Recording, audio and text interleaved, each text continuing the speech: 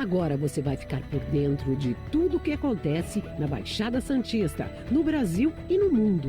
No ar, ponto a ponto, a informação em primeiro lugar. A apresentação, Eduardo Lucas, com participação de convidados especiais. Ponto a ponto, conectado com você.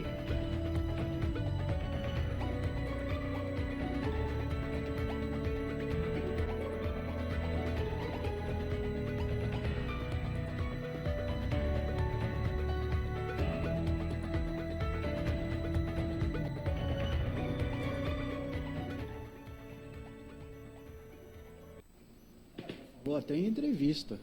Olá, bom dia, 8h39. Bom dia para você que está aí ouvindo a rádio Estânio Santos em todo o planeta, né? Nos ouvindo pelo nosso site, pelo nosso aplicativo próprio, Rádio Estânio Santos, também pelo nosso Facebook, Rádio Estânio, Facebook ponto a ponto. Daqui a pouquinho também já na íntegra pelo YouTube, toda a nossa programação, você curte aqui a rádio que faz aí a diferença no seu dia a dia e faz parte do seu dia, trazendo muita música, informação e prestação de serviços diariamente para você. Hoje, quarta-feira, 28 de fevereiro. Fevereiro, está indo embora. Amanhã é o último dia de fevereiro. E para alguns dizem que o mês de março é quando começa o ano. Não sei para quem, porque para mim começou no dia 2 e tenho certeza que meus convidados também começou no dia 2 de janeiro. Porém, a gente sabe que em alguns pontos do Brasil a coisa começa a funcionar agora também, né? Sabe qual é o dia? Bom dia, Virgínia. Coincidentemente, finalzinho de fevereiro, você sabe qual é uma das efemérides do dia, uma das datas comemoradas hoje, dia 28 de fevereiro? Dia da ressaca. Bom dia, meu querido Fernando Wagner Chagas. O senhor não está de ressaca, não, né? Não, nem bebe. eu não bebo nada, né? Bom dia, um abraço a todos, pessoal, os ouvintes, telespectadores, Isso. E cada vez melhor aqui a tecnologia. O pessoal daqui a pouco já vai falar que o senhor precisa passar um pozinho, cuidado, que estamos agora em 4K, coisa ficou mais... pó de arroz, né? É isso, né, Como dizia Virgínia? o técnico Emerson Leão, chega para lá. Mas depois de um longo e escaldante verão, eu estou de volta. Apesar que eu adoro o verão, bota né? escaldante nisso. É verdade, o Chagas tem nos preterido. Ele tem deixado de lado, não tem vindo mais, mas não tem problema. Não, é que mudou o sistema do ISS, né? O GIS, né? Mudou e nós ficamos dedicados a praticamente esses 2 meses para a implantação do novo sistema, né? E felizmente, depois de... normal, toda a mudança, né, de um período de adaptação, né, tá indo tudo bem. Mas toda adaptação tecnológica... Eu recebi reclamações contra a sua pessoa, dizendo que o senhor não foi visto no carnaval, pulando carnaval. Não pulo, cara. Já foi época. Já foi época. Tem o Sírio ainda, não tem mais o Sírio, né? Não tem mais o Sírio. Eu pulava carnaval no Sírio. Já faz um tempinho, né? Já faz um tempinho, não temos mais o Sírio. Mas nem no sambódromo, né? Porque muita gente achava que o Fernando ia rasgar a fantasia. Não. Deixa eu saber se outro convidado aqui no dia da ressaca e também no Dia Mundial da Doença Rara e o Dia Mundial de Combate à LER e à DORT, né? São problemas aí que a gente tem de saúde com muitos jovens, muitas meninas e meninos. O nosso querido doutor Emílio Puime, advogado, ele que é advogado previdenciário, civil. Dia da ressaca, no final de fevereiro, é meio estranho, mas eles arrumam umas datas aí para comemorar, né? A gente fica só olhando de longe, né, Emílio? Bom dia. Bom dia, Eduardo. Bom dia, Virgínia. Bom dia, Fernando. É verdade, a gente é estranho, né? O dia da ressaca, hoje, quarta-feira, mas cada um cuida da sua vida, né? Exato. De repente, terça-feira foi um bom dia para tomar uma cerveja. Sim. Né? Esse calorão, como o Nossa, Fernando falou, é verdade. ainda está por aí. Né? E quem sabe tomar uma cerveja mais tarde. É isso aí. E nós que vivemos na cidade mais adensada por apartamentos do Brasil, saiu aí um estudo. Primeiro, estamos bem à frente, né? Santos, com 65% dos seus moradores residentes em apartamentos. Depois vem a cidade de Diadema, parece que foi Diadema que saiu. Limas, não me lembro. E a terceira é Balneário Camboriú. Só que Camboriú está verticalizando de uma forma assim que cada vez mais acima, né? Não, é Santo André, Santo André, Santo André e depois Balneário Camboriú, né? Mas vamos aí com este calor, e para quem gosta de calor, maravilha. Quem não gosta, no calendário ali, que eu estou vendo um lindo calendário da Imuniz, o verão vai até o dia 22 de março no calendário. Porém, a expectativa é que o verão esse calor com com Laninha e El Ninho, né, trocando hora, estação do ano, tenhamos calor até mais ou menos aí maio, junho, né? Eu gosto, né? Eu sei adoro. que você gosta. O Fernando Chagas, o Emílio, gosta tanto de calor. Pergunte a ele se ele usa ar-condicionado. Não usa. Não, nem ventilador. Nem ventilador. Não. Eu já liguei lá para a NASA, para a NASA, porque o Fernando é para ser estudado. O Fernando é um caso que não é fácil, não, né? Mas, Fernando, antes do nosso intervalo, o Emílio também, os nossos ouvintes, alô, Antônio Sanches, do Guarujá, bom dia para você. Ele disse que o Guarujá amanheceu com forte ventania já durante a noite, madrugada, muita sujeira. Ele disse que agora o Guarujá vai voar. Eu entendi a sua colocação aí, 6 horas da manhã, 6 horas da manhã ele manda mensagem para mim. Eu acho que a hora que ele vai na padaria, ele vai na padaria. Que agora a Baixada Santista terá um aeroporto. Ele só quer saber se eu acredito nisso. Eu vou comentar daqui a pouco, não, vou comentar já, antes do nosso intervalo. Bom, o presidente Lula, no PAC, colocou, né, o ministro Fernando Haddad colocou desse programa de aceleração, aceleração do crescimento, o aeroporto. Anteontem, o Walter Suma, prefeito do Guarujá, assinou o termo que ajusta lá a conduta para implantação. Ele disse que alguns consultores já estão procurando terrenos para edificar prédios ali em torno, né, para colocar hotéis, uma série de coisas, e os primeiros recursos virão do governo federal. Então, se o prefeito está falando, não acredito que o prefeito ia brincar com uma coisa séria dessa. Então, nós temos, inicialmente, após ampliação da pista, balizamento, todas as obras, voos, né, de Guarujá para Campinas e Brasília. Então, quem trabalha em Brasília, por exemplo, vai ficar bom. Vai pegar um voo daqui e vai voar. O meu querido Fernando Wagner Chagas, depois quero saber do Emílio. Aeroporto, que é o aeroporto metropolitano do Guarujá, nós temos o túnel Santos-Guarujá, nós temos o túnel, que esse aí está sendo solicitado pela população e pela Solange Freitas, deputado estadual, governador, ligando a zona leste à zona noroeste, a terceira pista de imigrantes, muita coisa para fazer. Tem que sair o primeiro. Se não sair o primeiro, não saia nada. O primeiro acredito não. Hoje eu tenho certeza, eu sempre duvidei, né? Além do Urbana, né? O túnel a ponto, hoje é túnel, ligando o Santos de Guarujá. Eu entendo que dessa vez sai o túnel ligando o Santos de Guarujá por 2 motivos. Vontade política.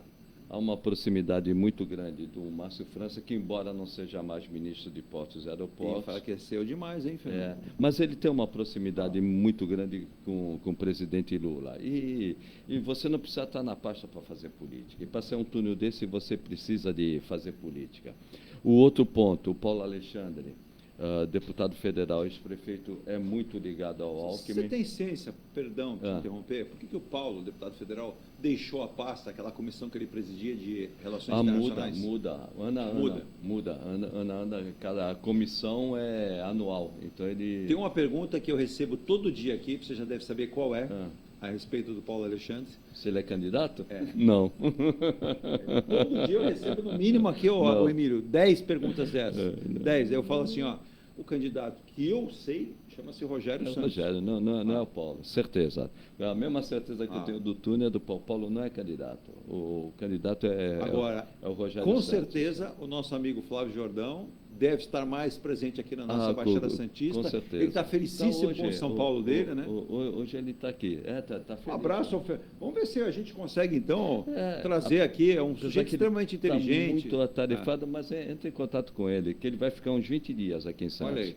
Agora, outro ponto, que além da vontade política importante, recursos. Tem recursos da autoridade portuária. O túnel vai ficar em 6 bilhões, né? Tem recurso 3 da autoridade portuária, vai entrar o dinheiro do Estado também, que houve um acordo para que o Estado participasse, até porque o projeto é do Estado, porque se fizesse um projeto da União, levaria mais um tempo, licença ambiental, tudo mais, e os recursos já estão empenhados, e isso é importante. Os recursos estão empenhados na União. Então, tem recursos da autoridade portuária, embora eu não veja isso como uma obra portuária, uma obra de mobilidade urbana intermunicipal, mas vem os recursos da autoridade portuária. Estão empenhados os recursos no governo federal, no PAC, e o Estado que entra com o projeto e também entra com dinheiro. Foi boa essa união entre Estado e município e União. Porque iniciar um novo projeto, aí continuaria uma lenda urbana. Então, o projeto é do Estado, aqui nós temos uma federação de colaboração, mas nunca se colabora, né? Exato. Dessa vez sai. Agora, o aeroporto é importante, né? Mas o aeroporto eu não vejo que está tão adiantado quanto ao túnel. E o túnel da Zona Noroeste com a Zona Leste, eu acredito que leve mais um tempo. O município não tem recursos para fazer tem recursos para o dia a dia, despesa corrente. São né? obras para o governo do Estado e governo federal. Isso. Normalmente, o município ele tem tem recursos para despesas correntes, despesa do dia a dia, custeio, né? Que a gente chama de despesa corrente. Despesa de capital, mesmo que o município tenha, e Santos tem, E muitas vezes o município precisa da união ele do busca Estado. aporte, né, com empréstimos, Isso, a própria União, o próprio o caso da entrada de Santos, na época do Paulo Alexandre Banco Barbosa, Mundial, não foi isso?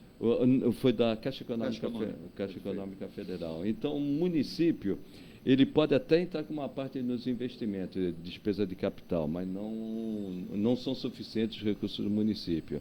Então, vamos ver. Estamos evoluindo. Outra discussão também que você falou é mais uma pista, né, que precisa, né, da imigrante. Tem várias discussões sobre isso, até aproveitar aquela pista de manutenção, né, e ali virar uma pista também de circulação de veículos, né? Tem várias soluções. Agora que precisa, né? Quem desce e sobe para São Paulo sabe que principalmente agora estamos na alta safra, né? Sim. Fica complicado. Isso. Emílio, é uma questão importante. Quando a gente fala interior do estado de São Paulo, a gente tem vários aeroportos, tem projetos, inclusive o ministro Silvio Costa Filho, ministro de Portos e Aeroportos, anunciou há 3 dias, na segunda-feira, hoje é quarta, que São Paulo terá um novo aeroporto, um aeroporto que servirá tanto para passageiros como cargas, um aeroporto de grande porte. E eu fiquei procurando lá, eu passei segunda-feira a madrugada lendo e achei. E aí, nesse projeto, que deve ser na região de Cajamar, né, quem sabe Cajamar é sentido quem vai para Jundiaí, um grande aeroporto, para desafogar, né, o aeroporto internacional e também ajudar Congonhas. E eu vejo que, mais uma vez, a Baixada Santista é sempre esquecida, deixada de lado. O André Orsini esteve aqui, é um projeto particular de um grupo de investidores. O projeto Andaranguá não consegue ter a sua finalidade, já vai para 18 anos, e o André disse, mais uma questão jurídica, ele desiste do projeto. A base aérea de Santos, que fica no Guarujá, será extremamente importante. Vou dar um exemplo aqui, O time do Santos, quando precisa fazer qualquer viagem, ele tem que se deslocar daqui para São Paulo, porque não tem aeroporto. Mesmo em voo fretado, muitas vezes você não consegue fretar um voo, porque depende da condição do tempo, dependendo da empresa, ela não desce aqui, não consegue. Para negócios, Emílio, é importante. A gente vê que a região metropolitana que nós temos na Baixada Santista tem perdido muito para regiões metropolitanas de vários lugares do Brasil e no interior de São Paulo. Você conhece aí o interior de São Paulo. É importante esse passo para gerar negócio, para gerar recursos, para valorizar os profissionais que aqui estão. Eu vejo que muitas pessoas falam assim, poxa, temos grandes médicos na Baixada Santista, mas eu vou consultar com os de São Paulo. Tem grandes advogados na Baixada, mas eu prefiro ainda consultar os de São Paulo. É uma temeridade esse tipo de raciocínio. Então, investimentos podem traduzir a Baixada Santista num polo agregador de investimentos, de mais empresas, negócios, e até para o turismo, né, o Emílio? Exatamente. A região, os prefeitos da região, às vezes, não fluem na mesma direção, então tem um problema político, como disse o Fernando, geralmente. Então, a região metropolitana não consegue realizar as suas obras. O túnel, realmente, eu concordo com o Fernando, parece que agora vai. Espero que o aeroporto também. Mas o aeroporto, do jeito que você falou, essa facilidade que vai trazer para vários segmentos da sociedade, é preciso que o túnel esteja pronto. Sim. Porque se nós continuarmos, hoje mesmo eu vi na televisão, as balsas estão com espera de 1h30. Exato. Está quebrado Exatamente lá no atracadouro e tal, que é normal, isso tem acontecido, né, rotineiramente. As pessoas ficam até 2 horas lá paradas, de um lado e do outro. Então, é preciso que o túnel esteja pronto É claro que podem seguir paralelamente, Me parece, Emílio, mas sem uma obra o aeroporto não funciona. O aeroporto sairá primeiro que o túnel. Parado. O aeroporto sairá primeiro que o túnel, porque Então. a obra é menos complexa, exige menos e menos investimento. Mas é o que A gente vai ter um gargalo que você bem lembrou. Tudo bem, né? Mas hoje, Ah. se o aeroporto estivesse funcionando, ele não teria muita utilidade, né? As pessoas... Até a viabilidade econômica, Exatamente, né? né? Uma hora parados para atravessar... Vai para São Paulo. Eu vou para São Paulo. Outra, Chego ali, quando nós tivemos aí a presença daquele navio, mega navio, né? O 366, 366 é 366 metros quadrados, de comprimento, perdão, 2 horas e 15 a balsa ficou parada. 2 horas e 15. Ontem entrou mais um de 333 metros. A balsa para pelo mínimo 1h30 ou 1h40. E os navios Nós temos estão um gargalo, cada vez maiores. Então, repensar isso. A gente vai ao intervalo. Deixa eu mandar um abraço para outro Emílio, né, Virgínia? O Emílio Pequim, grande companheiro aí de imprensa também. Hoje virou empresário. Hoje não, já há uns anos virou empresário com a esposa. Tem um bazar bastante conhecido ali na Epitácio Pessoa. Você conhece o Emílio, né? Conhece, grande figura. Tem lá o seu blog do Emílio. Um abraço para ele. Bom dia, o Emílio Pequim. Inclusive, ele é um estudioso de bondes, né? Exato. Adora bondes. Vias férreas, que nós perdemos aí o contato com isso há muito tempo, né? O Brasil deveria... O governador do estado de São Paulo, Tarcísio, está empolgado com o trem. Um ponto que está evoluindo muito, até pelo contato que eu tenho por causa do IPTU e ISS, as ferrovias no porto estão evoluindo bastante, né? Sim. O transporte... Aí a iniciativa privada que está aplicando investimento. O transporte ferroviário para o porto está evoluindo muito. Eu queria saber até mesmo. como está também outro projeto, está meio parado, mas a gente está respeitando aquela famosa quarentena, e a Virgínia fez o contato. Ele é sempre muito gentil, muito educado. O Fabrício Perdomênico, que recentemente deixou o Ministério de Portos e Aeroportos, era um homem de confiança também do ministro, então, Márcio França. E o projeto foi longo. Se nós vamos ter ali também mais uma obra gigantesca na cidade, que trará uma visibilidade, e pensar em cruzeiros, eu não sei, eu não sou especialista se ali seria o melhor lugar, mas se vai sair ou não, também é uma outra questão. A próxima etapa também do Parque Valongo está já sendo destinada. Eu tenho uma provocação aqui, eu não fujo de assunto não. O Antônio Morgado, ele é do Macuco, se nós vamos comentar. Eu vou para o intervalo, Antônio, eu vou deixar aqui no intervalo, com liberdade dos convidados querendo comentar. Eu não tenho base do processo como está, mas ele cita aqui que um jornal da cidade, eu vou atestar, o Diário do Litoral, publicou ontem, em relação a nomes da política aqui da cidade, como Beto Mansur, o ex-prefeito Papa, o atual presidente da Companhia Engenharia de Tráfego FIFI, né, o Antônio Carlos Gonçalves, e outras pessoas envolvidas aí numa questão da reforma do Teatro Coliseu. Eles estão sendo culpabilizados pela Justiça para devolver mais de 128 milhões ao erário público. Tem uma questão que eu logo cedinho fui constatar, a juíza que toca o caso, eu vou me ater a alguns detalhes que eu tenho, não vou me aprofundar. Apesar do prazo, né, o Emílio, depois de um prazo, por exemplo, 20 anos, aquela questão, ela perde ali. Como é que seria o termo correto para o nosso ouvinte aqui? Ela prescreve. Pode prescrever. Porém, a juíza, ela cita que, por mais que tenha esse prazo... Prescrito. Como é uma questão de erário público, você tirar o dinheiro, que é um dinheiro público, ela entende com pares da justiça que essas pessoas têm que ser culpabilizadas e estão sendo culpabilizadas. Parece que são 12 nomes, apenas um não foi localizado, que é um dos sócios da empresa, que é uma empresa baiana, pela reforma, que saltou mais de muito o investimento do Teatro Coliseu por um valor muito acima. Claro que essas pessoas têm aí os seus advogados para lhe defender, cabe a defesa sim, mas é uma questão. Então, Morgado, eu não vou entrar nessa questão agora, que eu não detenho conhecimento, não vou fazer essa pergunta para o Emílio, que ele também provavelmente não tem os autos na mão para falar, porém, pelo que a Justiça está dizendo, o prazo de reforma era 6 meses. Esse prazo foi ampliado a mais. O valor era orçado em 6 milhões e pouco, mais do que triplicou esse valor.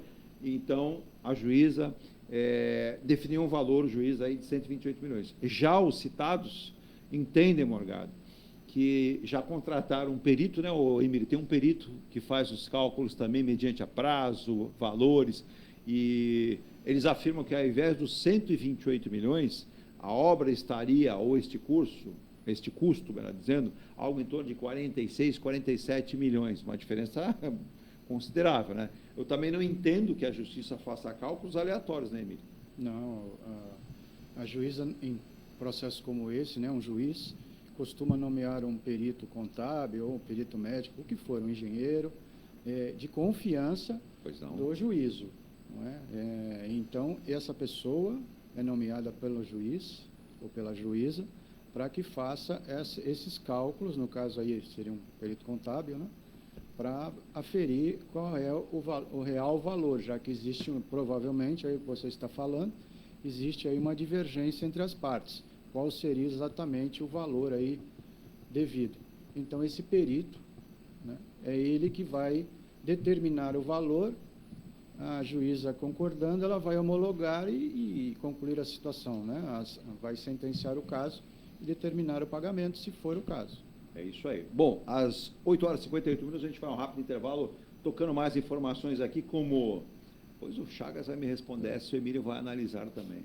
Congresso Nacional controla ao menos 30% da verba de 7 ministérios? É uma pulga. Olha, por isso que eu digo assim, né? Essa ligação ao aeroporto Santos-Brasília vai trazer uma rapidez maior, né? Esse, Eduardo, é o maior problema que eu vejo hoje no Brasil. Eu concordo. Quando eu digo no Brasil, em questão de gestão orçamentária da União. Sim. Esse é o mais grave problema. Tem até, depois a gente pode até comentar. Vamos comentar. A diferença, né, das emendas impositivas do Brasil com o resto do mundo. É importante isso. É importante mais. Outra que eu vou deixar aqui para o Emílio e para o Chagas, o presidente Lula, contrariando o ministro Fernando Haddad, mantém a desoneração da folha de pagamentos para 17 setores ao revogar a MP. Diz que o Haddad não ficou nada satisfeito, mas nós vamos comentar, porque tem desdobramentos disso. É outro problema também, orçamentário. Isso vai pegar. Mas nós estamos com o apoio, o patrocínio de Muniz Logística Soluções em Comércio Exterior, que estará presente agora, no próximo mês de março, na Intermodal, no Centro de Exposições em São Paulo, ainda Imigrantes. Parabéns aí ao Marcos Muniz e a toda a sua equipe. Uma empresa de porte como a Muniz Logística não poderia ficar de fora da Intermodal, que nós vamos acompanhar também, né, Virgínia? Estaremos lá, é isso? Terá programa feito lá na Intermodal? Isso. Olha aí, vamos lá então trazer informações do maior evento de logística e do modal, né, da América Latina. Então, a Rádio Star News estará lá, convidado que foi, para trazer informações, né, deste grande evento aí também. Estamos falando também em nome de Forte Vistoras Automotivas, 9 endereços, na Baixada Santista, Vale do Paraíba e também na Grande São Paulo. E também falar de Engie Plus, onde a qualidade faz diferença, que tem a residência ao Mykonos, que vai ser entregue agora. Você tem o Ilha de Malta, que está sendo construído pertinho da casa do Fernando Chagas. Se o Chagas passar todo dia, ele está vendo a evolução da obra. Rapidinho. O Chagas parece fiscal de obra, viu? Alô, Barroso, ó, tem gente de olho na sua obra, hein? Para não falar, viu, Virgínia? Chegou ontem, né? Foi a Soraya que mandou. Obrigado a Soraya, lá da Engie Plus.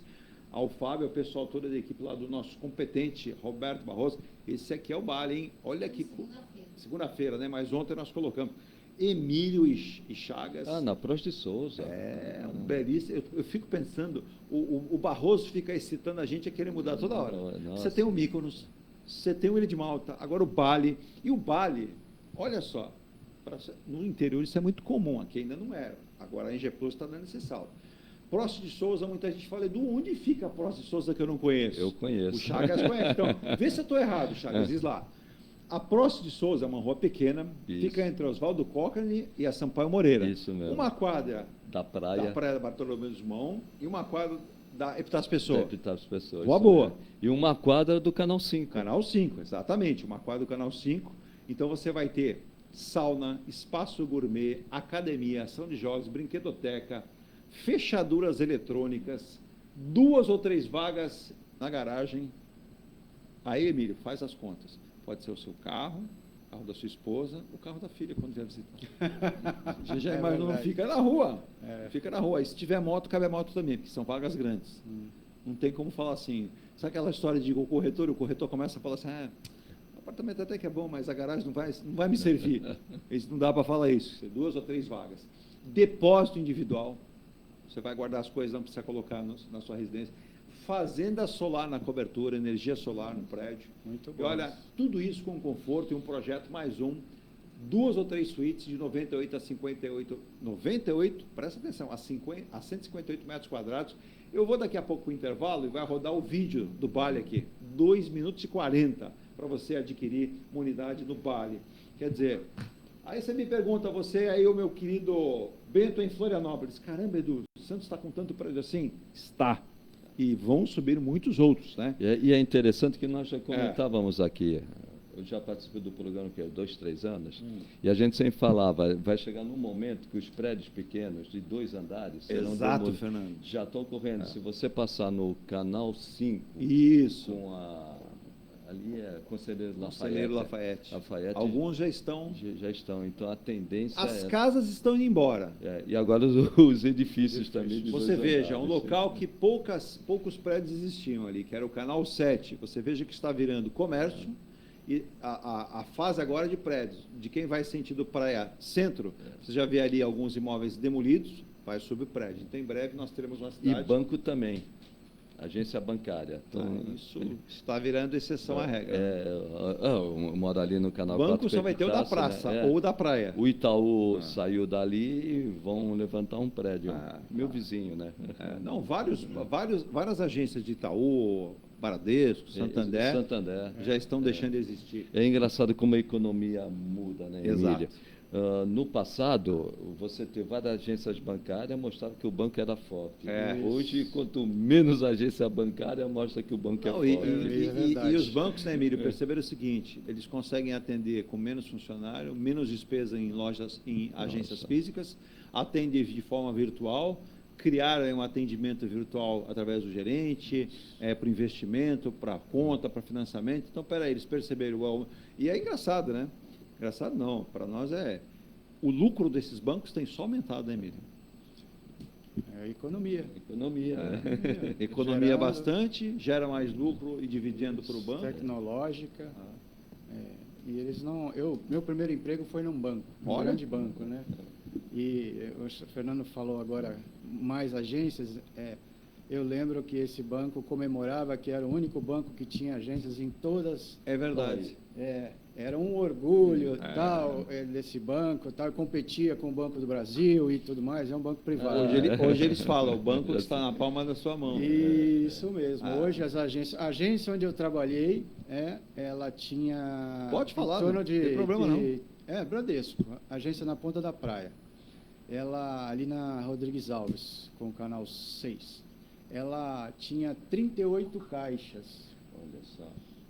38 supervisores de caixas. A gerência tinha gerentes para cada assunto, né?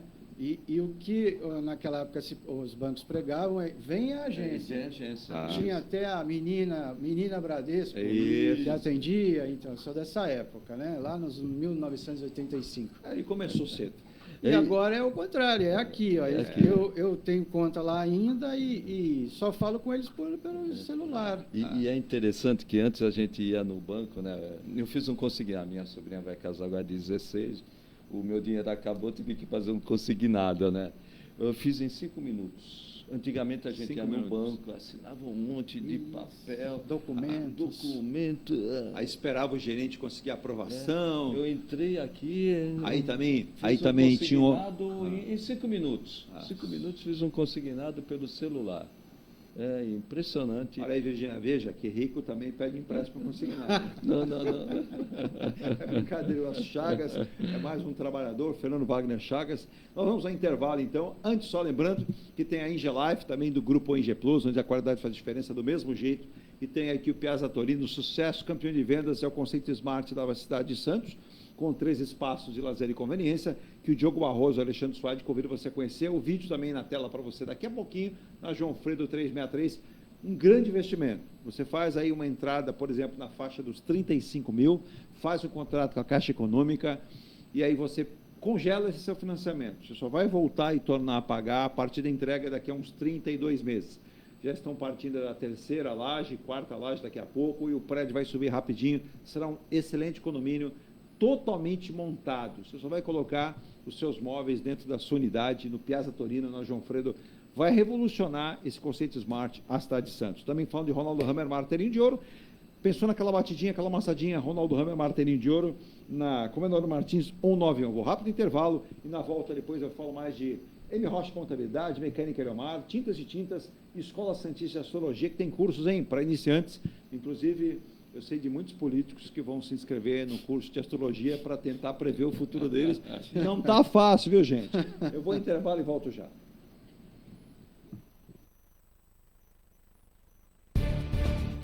A Engelife Construtora, empresa do Grupo Enge Plus, apresenta o residencial Piazza Torino. 3 opções de plantas, com 38, 57 ou 67 metros quadrados. 13 espaços de lazer e conveniência. Plantão de vendas, Rua João Alfredo, 363, Santos. Visite o decorado. Fale com nossos corretores. WhatsApp 13 99151 9431. Engelife Construtora. Antes de comprar, Forte Vistoria.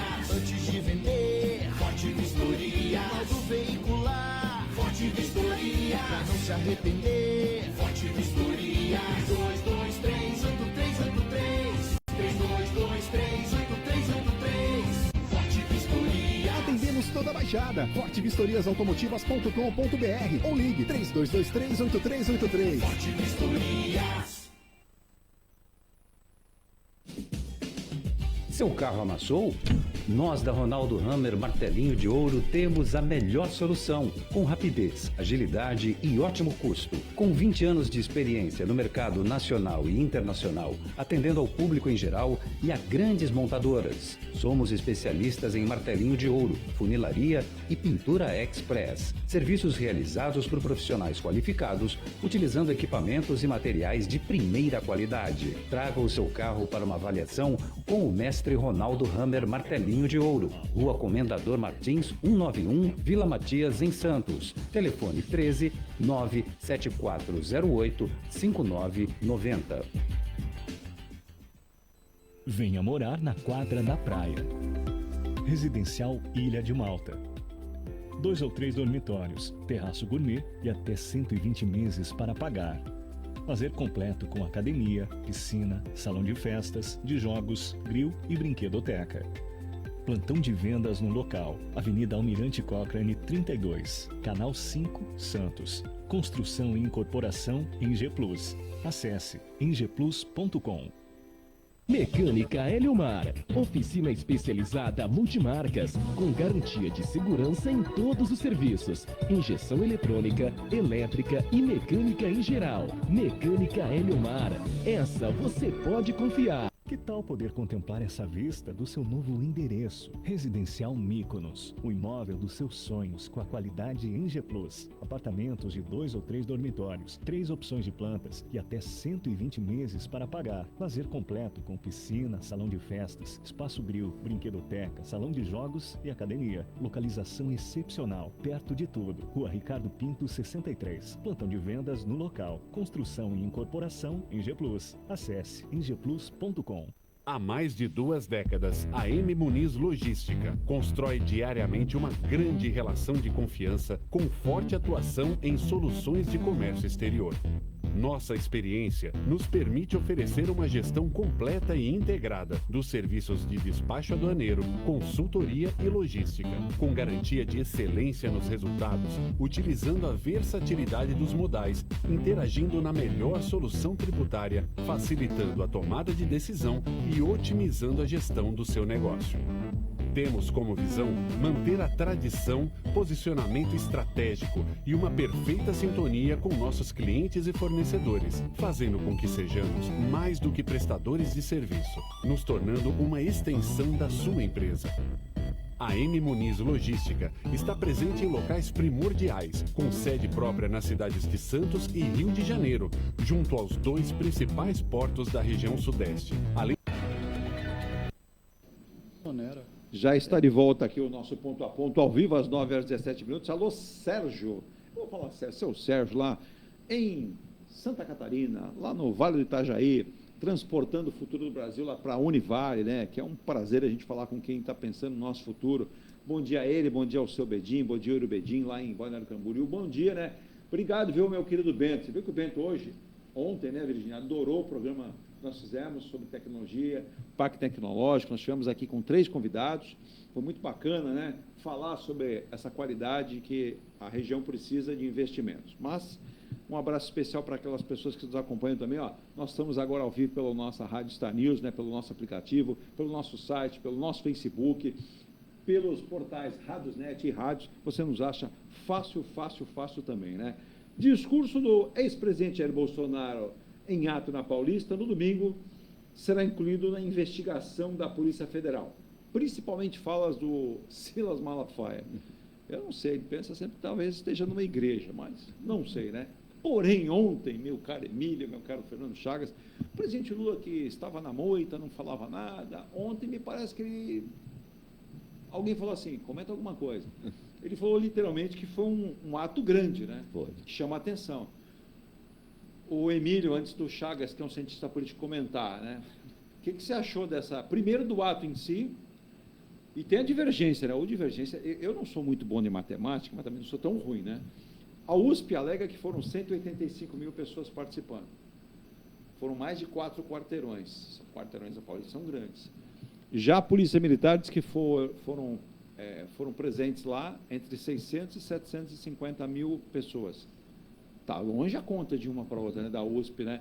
E segundo, a USP ela usa um sistema hoje que é feito um mapeamento por um programa que vai com drone, dá o metro quadrado, então ela está usando tecnologia. A polícia ainda vai mais pelo olhômetro, né? No metro quadrado, quantas pessoas tem. Mas esse ato em si, que foi assim, não tão mobilizado pela classe política, até porque a classe política pensou o seguinte, rapaz, Alexandre de Moraes está de olho em todo mundo, justiça eleitoral, eleição municipal esse ano, então é melhor ficar na moita, né?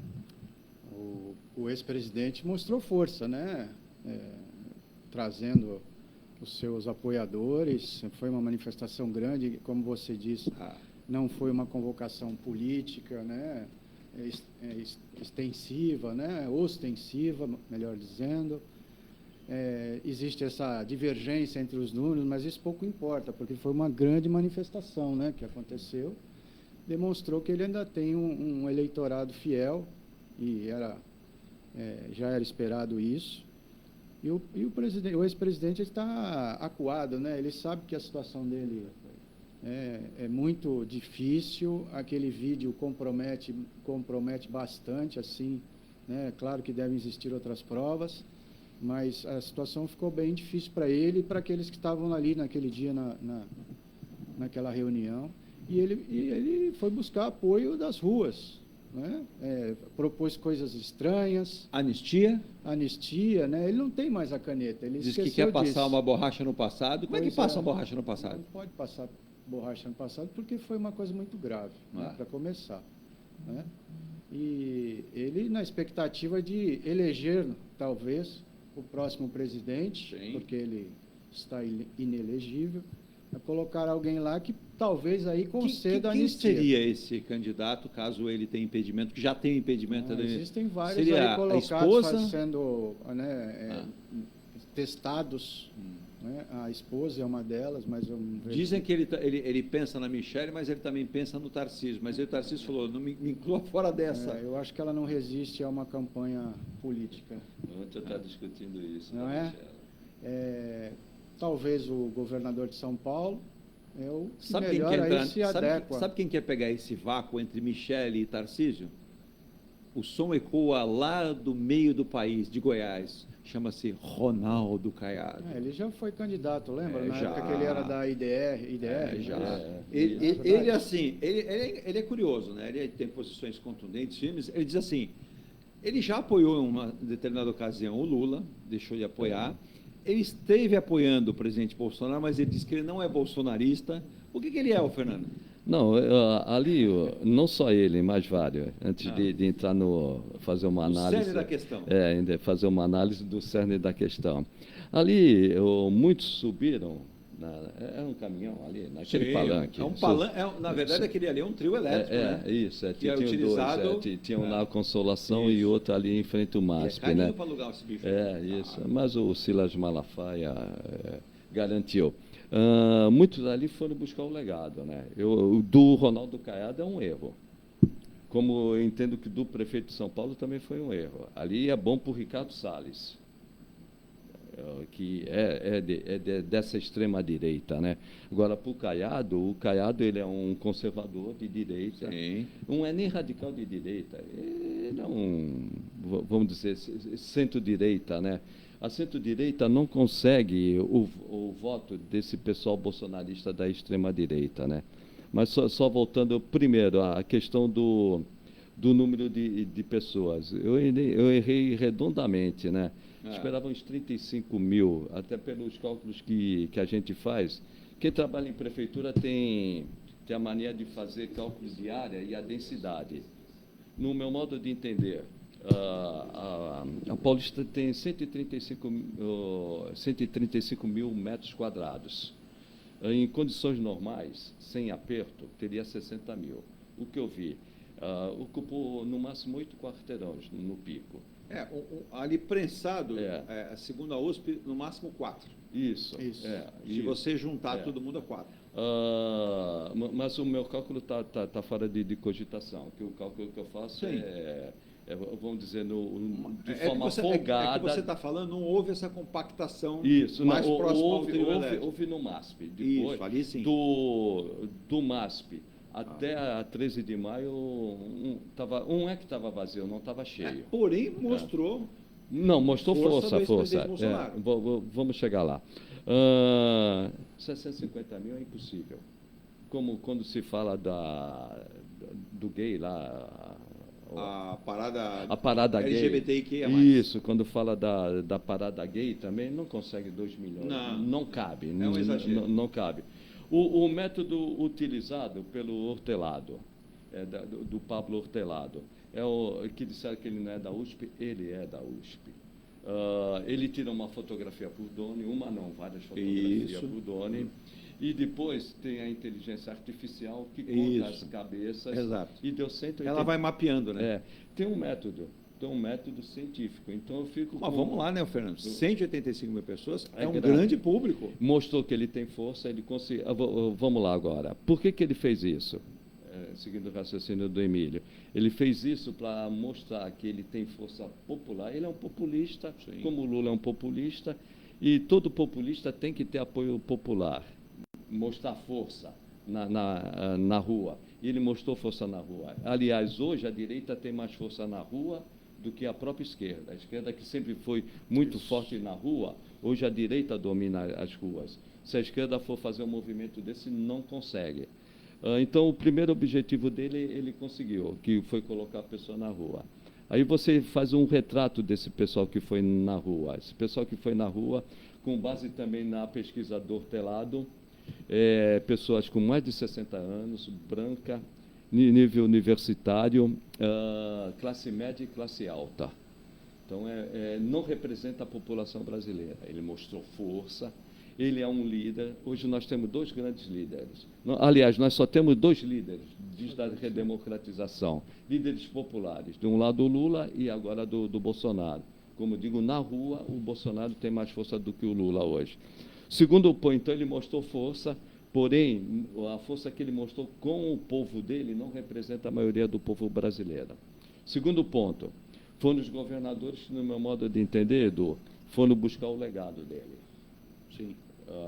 Subiram ali para pegar esse eleitorado fiel ao Bolsonaro. Não sei se seria fiel a outro candidato. Teria que ter indicação dele. Este é o meu candidato. E respondendo a sua pergunta, quais seriam os candidatos? Exato. A Michele, só que ele é machista, ele jamais admitiria ficar no segundo plano em relação a... É o que eu ia te perguntar. E o outro é o Tarcísio. O escolhido dele será o Tarcísio. Ontem discutimos muito isso. O escolhido dele será o Tarcísio. O Zema, uma pessoa... O Zema cometeu erros estratégicos. Uma pessoa que comete muitos erros. O Eduardo Leite também se perdeu. O PSB fez convenção no domingo, não conseguiu eleger o presidente do diretório de São Paulo. O Ronaldo Caiado, ele, no meu modo de entender, ele tem que buscar a direita civilizada, que é o eleitorado dele. Agora, o ponto importante que me faltou raciocínio. Trouxe muitos políticos, governadores. Quem manda no Brasil hoje não é o Lula, não é o Bolsonaro, é o Centrão. Ninguém do Centrão estava lá. Depois até podemos falar do orçamento. Quem manda no Brasil hoje é Centrão. Ninguém do Centrão estava lá. Seja o presidente Bolsonaro, seja o presidente Lula, o governo hoje tem uma forte interferência, para não dizer domínio, pelo Centrão. Então, não tem ninguém do Centrão. Então, essa fala que vem de ontem para hoje, de Brasília, que o Congresso Nacional controla ao menos 30% da verba de 7 ministérios. Podemos até chegar lá. Parlamentares ampliam o poder sobre pastas estratégicas em ano de eleição. O Arthur Lira, inclusive, reclama do ritmo de execução das emendas. O Arthur Lira está sempre emparedando o Lula. Com o Bolsonaro entregou o governo para o Lira e para o Ciro Nogueira. Ele está sentindo falta disso. E o Lira hoje, ele é o grande líder do Centrão. O Centrão domina a política brasileira, não tinha ninguém do Centrão. E outro ponto, ele conseguiu o retrato para o mundo. Ele conseguiu o retrato. Você colocar 185 mil pessoas, nem o Lula consegue hoje. Ele conseguiu. Porém, o mundo não vai dar apoio a um extremista de direita. Quem vai dar apoio ao extremista de direita são aqueles partidos de ultradireita, da Itália, da Alemanha, da França, mas isso não é suficiente para ganhar a eleição, para impor algo à justiça. Teve efeito jurídico? Nenhum. E a justiça ontem mostrou isso, a Justiça Federal chamou de novo para fazer depoimento na Polícia Federal sobre a baleia, sem discutir se é relevante ou não é relevante, sem discutir... Só para explicar esse caso, ontem eu não tratei, não deu nem tempo, para as pessoas que perguntaram, o Emílio é advogado, as pessoas dizem, poxa, mas que absurdo, tem tanta coisa para discutir. É que existe uma legislação que protege, né, os mamíferos, os animais. Você não pode chegar próximo, a distância mínima é 100 metros. E no momento que é a época de reprodução. Também. Então, nem eu, nem você, nem ninguém. Mas eu entendo que foi um momento impróprio para fazer. Mas por que fez isso? Fez para, olha, pode colocar quantas pessoas forem. O que há hoje são provas fartas e irrefutáveis. Não só a questão que é a principal, que é a questão do vídeo. Quanto a fatos, eu não sou contra fatos, está lá. E quanto a imagem, muito menos, tão pouco quanto a imagem, então está lá. E tem fartas provas de que houve a tentativa do golpe. Então ele não... O vídeo que o Alexandre Moraes liberou, ele é muito contundente, né, nesse sentido. O que eu vejo antes de chegar no orçamento, o Emílio conhece melhor do que eu isso. Eu só sei disso por causa que eu já participei de inquéritos administrativos que são inquérito, a sindicância administrativa é parecida com um inquérito policial. Terminada a investigação, que deve terminar agora, vai ser remetida a conclusão para o Procurador-Geral da República, ele vai propor ação penal. Essa ação penal o Supremo vai acatar, mas só vai começar a julgar a partir de novembro, para não interferir na eleição. Depois de novembro, eu não tenho dúvida nenhuma, ele vai ser condenado. Por isso que ele subiu no palanque e pediu anistia para aqueles que estão presos. Não está pedindo para eles, está pedindo para... E ontem, numa entrevista, O Alexandre Moraes falou que é descabível isso, não compete... E nem pode se pensar em anistia. É o que resta para ele. E ontem ele pediu, aí que né? Ele pediu, numa entrevista que ele deu num canal de extrema-direita, pediu que o Lula desse anistia para os presos. Chegou a esse ponto, né? Mais ou menos assim. Eu não vou pedir para mim, eu peço para vocês. Agora, que chegue em mim. A ironia. Se o Lula pudesse, dava.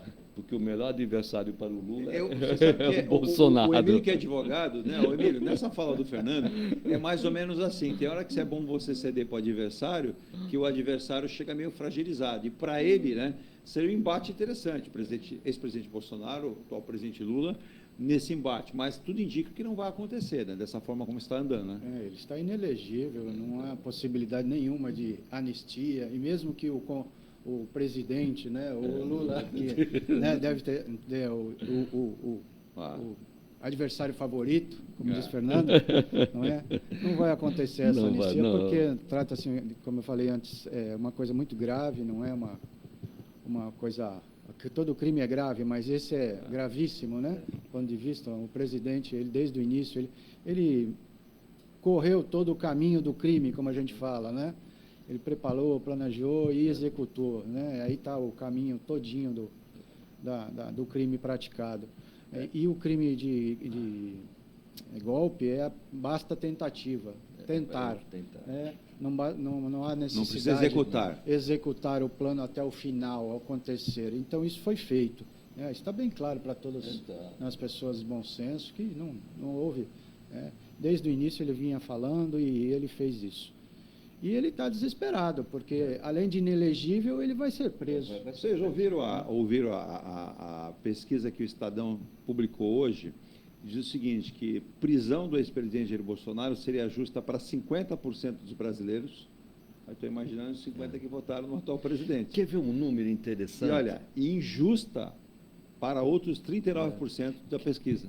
E bate com um número interessante. O Hortelado também fez essa pesquisa na Avenida Paulista naquele dia.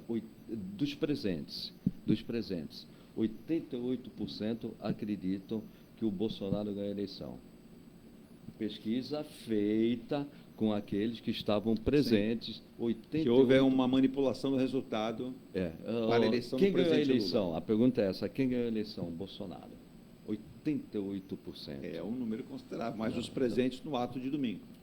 Os presentes, mas se você conversar com um bolsonarista, eu conheço alguns, né, amigos, mas continuam amigos. Eles acreditam nisso que você está falando, que ele ganhou a eleição. Foi um trabalho muito bem feito, né? Principalmente nas redes sociais. Sim. Até perguntaram para mim como se resolve isso. Quem entrou na bolha não sai da bolha. Você tem duas maneiras de você evitar que uma extrema-direita tome o poder, ou no Brasil ou no mundo. Uma isolando. A França e a Alemanha fazem isso. Num segundo turno, numa Alemanha ou numa França, todas as correntes democráticas se reúnem e isolam. O outro, aí que eu vejo que a oportunidade que o Ronaldo Caiado perdeu, é você criar uma pessoa de centro-direita. Exato. E não se constrói. A direita, a extrema-direita está engolindo, tanto que era de 15%, hoje está em 20% e deve chegar a 25%, se a política brasileira continuar assim. Está todo mundo querendo pegar uma carona no eleitorado do Bolsonaro, em vez de criar o seu próprio caminho. Está alimentando a direita. E como você... Quem entrou na bolha não sai mais. Nós vamos conviver com isso 10, 12 anos ainda. Não vai terminar amanhã. Nós vamos ter sempre esse... E, por outro lado, você acaba fortalecendo o presidente Lula. Porque o que o Lula quer? O Lula quer esse embate com o extremo. Para ele é interessante. Agora, e vai criar um desgaste ainda maior. Vai. Agora, quanto ao orçamento. Desde o orçamento secreto, que não existe mais em tese, mas de certa forma existe. Mas o problema não era só o orçamento secreto. Você tem as emendas impositivas. Hoje, o que é emenda positiva? O deputado ou o senador determina a despesa e o executivo é obrigado a realizar a despesa. Entendeu? Até a existência quando não existia a emenda impositiva, tinha as emendas, o legislativo mandava para o executivo realizava ou não realizava. Com a emenda impositiva é obrigatória a realização. No Brasil, nós temos 15%, nós temos um orçamento. 90% do orçamento são despesa corrente, despesa de custeio, que eu falei antes no início do programa. Restam 10% para despesa que a gente chama de discricionária. O que é despesa discricionária? Você tem liberdade para gastar. Dos 10% do orçamento da União que você tem a despesa discricionária, a despesa que você pode gastar como bem entender em termos. Sim. Né? Na administração pública você tem uma série de regras. 15% são emendas impositivas, ou de bancada ou individual. 15%. No mundo, quem está mais próximo de 15% de emendas impositivas dos Estados Unidos, que o parlamento tem muita força, 4%. Pegar dois países parlamentaristas ou semipresidencialistas da Europa, França e Portugal, 0,5%. Então, você pega um país parlamentarista ou semipresidencialista, França e Portugal, vão pegar 0,5% de emendas impositivas. No Brasil, 15%. O que o Lira quer? Chegar a 25%. Olha o disparate. O que isso implica? O orçamento ele é planejamento. Quando você tem as emendas impositivas na mão dos deputados, você vai construir uma ponte do lado de uma ponte. Você vai construir uma policlínica do lado de uma policlínica. Você vai construir uma escola do lado de uma escola. Sim. Não tem planejamento nenhum. Você está atendendo o reduto eleitoral daquele deputado. E você não está seguindo um planejamento. Se você concorda ou não concorda, o Executivo ele tem um planejamento. Você pode até discordar desse planejamento, mas ele tem um planejamento. Então, o pouco que você tem de liberdade para gastar em investimento, em aeroportos, em rodovias, em ferrovias, em saneamento básico, você perde 15% para emendas parlamentares, que deve ter, mas que deveria seguir um planejamento. Então, isso prejudica muito. Os recursos para investimento já são escassos. Você prejudica muito qualquer possibilidade de investimento. E sem investimento o país não cresce. Sem dúvida. Então, nós estamos... E se não fizer... Por que eu digo que nós estamos refém do Centrão? Se nós não fizermos, não passa nada no Congresso que seja de interesse do governo, principalmente as pautas econômicas, que são importantes. O que está se tentando, e é difícil, é você se aproximar do Centrão, quando eu digo o governo se aproximar do Centrão, mas isolando o Lira. Mas o Lira ainda tem força, né? O que pode ocorrer, só para concluir, e é uma manobra política arriscada.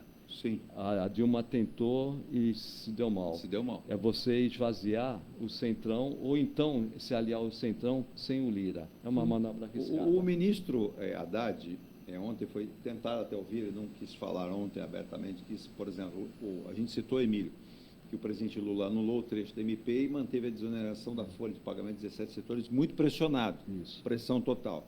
Ao mesmo tempo também, vou lembrar que no Senado, a proposta que amplia a isenção de impostos das igrejas avançou para a Câmara a pleno vapor. Então, você está desonerando a folha, que, por um lado, você deve até entender assim, você tem a questão da produtividade, a questão da manutenção de emprego, é um viés que está sendo colocado. A questão da desoneração para as igrejas está sendo colocada apenas como privilégio, e não como algo que seja para manter justiça tributária.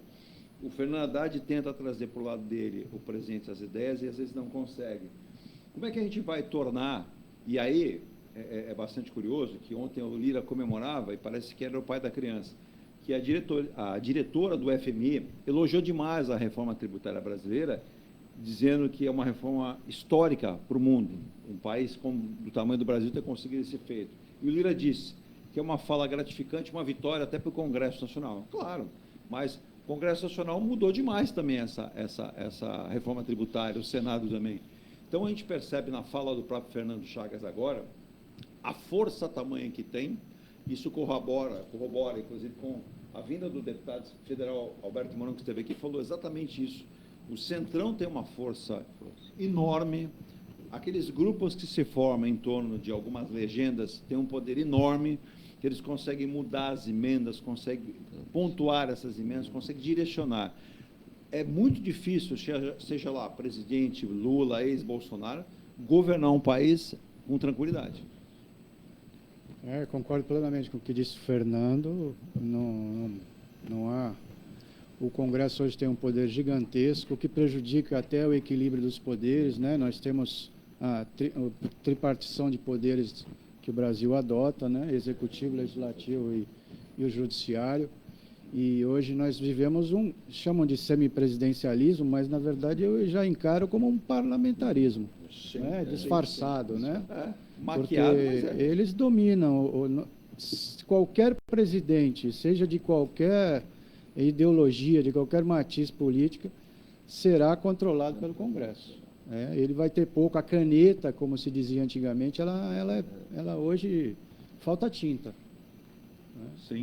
O presidente hoje está refém, o anterior também, e todos os próximos estarão da mesma forma. Então é preciso acontecer alguma coisa, mas o Centrão não vem de hoje, né? O Centrão já vem lá da Constituição.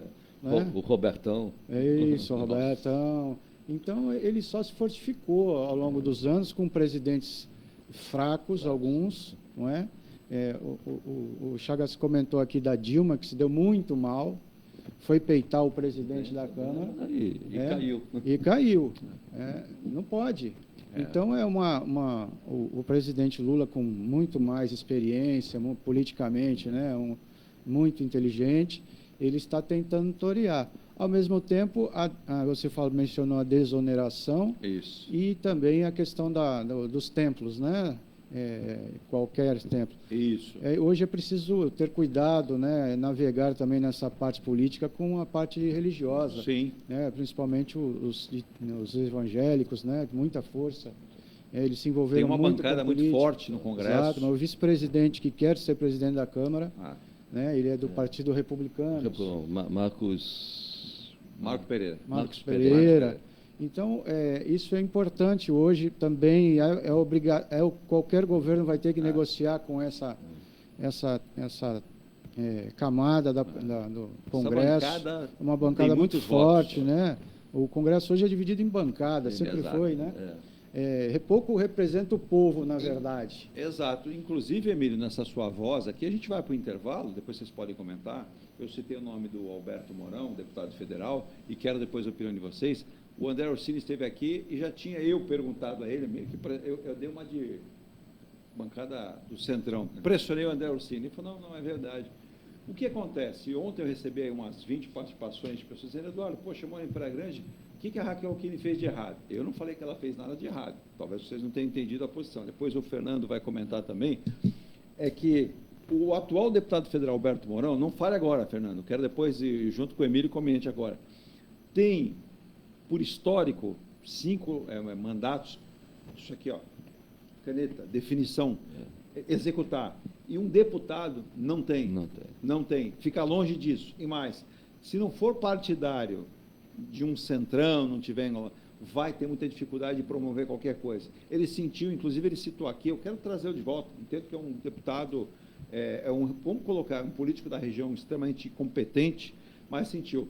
Por falar nisso, antes da volta, que a gente vai para o intervalo, eu falei do aeroporto no Guarujá, mas o prefeito Walter Suma deve estar em festa, né? Primeiro com a assinatura dessa ata para o aeroporto de Guarujá, e ele também recebeu ontem, né, que as investigações sobre desvio de verbas contra a sua pessoa no Guarujá são suspensas pelo STJ. Quando o STJ suspende, o Emílio, investigações, é ponto para quem está sendo investigado, ou eu estou errado? Não conheço os autos, mas a princípio ganha tempo, né? Político precisa. Se suspendeu, essa notícia deixa de ser notícia. Exato. Né? Está suspenso. O judiciário, quando faz isso, é porque quer aguardar alguma investigação, alguma coisa, analisar o que está acontecendo. Isso é uma coisa boa porque às vezes os processos andam rápido demais, especialmente quando envolve políticos, né? De acordo com a necessidade, né, e a conveniência. Então, é muito importante para quem está sendo acusado, né, de desvio. Aí, eu não conheço os autos, mas deve ser algo parecido. Ele deve estar contente, né? O senhor Roberto Monteiro, da Ponta da Praia, disse que está muito calor, muito sol na Baixada Santista, ele deve retornar nos próximos dias ao interior. Tem uma notícia boa para o senhor também, né? No interior não chove, mas dá um calor também, viu? Danado. Sensação térmica aqui de 37, 38, 39, daqui a pouco 40. No interior está 46. Então, é seco, né? É seco, né? Mas ele fez uma pergunta para o doutor Emílio aqui. Primeiro, ele reputa o programa como de extremo valor e responsabilidade. Adoro os temas impostos aqui. Falou, os temas são discutidos entre eu e a Virgínia aqui. Muitas vezes ganho eu, muitas vezes ganha ela. A gente aqui é meio que nem o Centrão. Vai para um lado, vai para o outro. Brincadeira. Mas é o seguinte, ele pergunta para o doutor Emílio qual é a sua visão do que está acontecendo, já vem acontecendo há anos, com vários advogados. O último caso agora, o advogado no Rio de Janeiro, que foi morto em frente ao escritório da OAB, também, vale lembrar que ele também tinha o seu escritório particular. Não sei se o Emílio quer comentar o fato que aconteceu no Rio de Janeiro, à luz do dia, onde esse advogado recebeu 11 tiros. E ele perguntou também que esse prédio, além de abrigar a Ordem dos Advogados do Brasil, lá no Rio de Janeiro, tem vários escritórios de advogados. Normalmente havia um policiamento ali. E, curiosamente, naquele dia não tinha nenhum policiamento. Mais um advogado, mais um colega que é assassinado, né? Parece que foram 12 tiros, não lembro bem. Mais um colega assassinado, está se tornando rotina. Advogado, não sei qual é a situação. Pelo que eu vi, ele não é um criminalista, é um advogado civil. A OAB precisa protestar, não só protestar, notas de repúdio, mas é preciso ver o que está acontecendo, né? O que foi exatamente houve. Eu ouvi ontem a presidente da OAB do Rio de Janeiro. Não é? Ali parece que na região, além da OAB que você mencionou, também fica a defensoria, Exato, promotoria, delegacias. Por então, isso, sempre a presença policial. Escritórios, geralmente, de advocacia ficam em torno, né, dos poderes. Então, e à luz do dia, tranquilidade, né, das coisas que estão acontecendo. Mas isso se espraia pela sociedade inteira. Nós vemos, Rio de Janeiro principalmente, não é? Assassinato de pessoas, mas a gente fica mais triste ainda por do direito, um colega, né? Sempre lembra, advogado não é parte, advogado defende os direitos da pessoa, não importa. O advogado tem que defender. Exatamente, estamos no Estado de Direito democrático, a advocacia, os advogados são os operadores do direito, como você falou, são importantes, todos precisam de um advogado. Então, é um atentado contra a democracia. O presidente da OAB do Brasil, Roberto, ele comentou que está se banalizando o crime no Brasil, está se banalizando a morte de pessoas que trabalham pelo direito, né? E quando você falou direito, e aí vocês colocaram muito bem, ele disse, o direito não pode ver o lado. Não. Ele tem que fazer a sua presença para estabelecer a justiça. Quem vai definir são os juízes. É a lei que vai definir. Exato. E quando você tem ameaça, e ele citou, vários juízes no Brasil afora têm sido assassinados, advogados têm sido mortos, ele disse, não vejo a preocupação do Congresso Nacional, do Senado, em tentar, né, nesse momento, agir. Ele tem razão. Então, para todos os advogados, para todos os operadores de direito, para os magistrados, é muito perigoso. Eu observava em Aracaju, é um negócio assim, triste, né, de ver. Um magistrado, Emílio, Fernando, antes do intervalo, registrar isso. A rotina dele é a seguinte, ele acorda todos os dias, 6 da manhã, mal toma café, 7, 8, 9, 10, às vezes até 12 policiais vão à sua casa, então, olha o absurdo. 2 numa esquina, 2 na outra, outros 2 ficam lá numa bifurcação para que ele saia do carro e mais, ele entra no carro na garagem, ele não entra no carro na rua. Isso não é vida, né? Isso é uma rotina diária, porque ele tem um histórico de punição de bandidos, de criminosos, muito grande. E como diz assim, trouxe uma certa tranquilidade para a sociedade quando ele assumiu, né? E aí, isso não é vida, né, Emílio? Não é vida. Tornou-se uma situação comum entre juízes, especialmente criminais, promotores também que atuam nessa área, advogados, né, nessa área criminal, mas os agentes públicos, né, promotores, procuradores e juízes, tornou-se uma rotina no Brasil inteiro, viverem dessa forma, entre aspas, dessa forma, protegidos 24 horas, a sua família, toda protegida. Tem uma restrição de vida. Não né? tem vida. Isso. Aqui e lá fora. Eles podem viajar tranquilamente. 2 países, que eu li ontem ainda, Estados Unidos e Itália, conseguiram, de certo modo, interromper. Eu vou dar um exemplo. A Itália criou uma força policial, a elite, chamada os Carabinieri, que fazem o quê? Eles vão ao fundo, né? Eles vão nas quadrilhas e ou prendem, né, ou se tiver um embate, derrubam. Agora, o crime organizado... Existiam facções, o Fernando e Emílio, na Itália, só montadas para exterminar juízes. A gente vai lembrar que quantos juízes na Itália foram assassinados? E nos Estados Unidos também. Um ponto importante no crime organizado é seguir o dinheiro. Isso aí você tem que ter uma polícia de inteligência, porque uma das maneiras de você limitar a ação do crime organizado é seguir o dinheiro. Agora, um ponto que é importante, o mais cruel criminoso, no Estado Democrático de Direito, ele tem direito a um advogado e a defesa do advogado. Né? A ampla defesa, o direito ao contraditório, ao devido processo legal. Pode ser o mais cruel, você só vai ter a punição devida se você tiver um advogado defendendo aquele que cometeu a maior atrocidade. E um abraço também para o Ricardo, lá de São Vicente, da Ilha Porchard, diz o seguinte: Eduardo, você ainda não citou realmente. Punido que foi o jogador brasileiro Daniel Alves, ontem o Barcelona mostrou que é organização, que é sensatez e o que é observância a respeito às mulheres, né?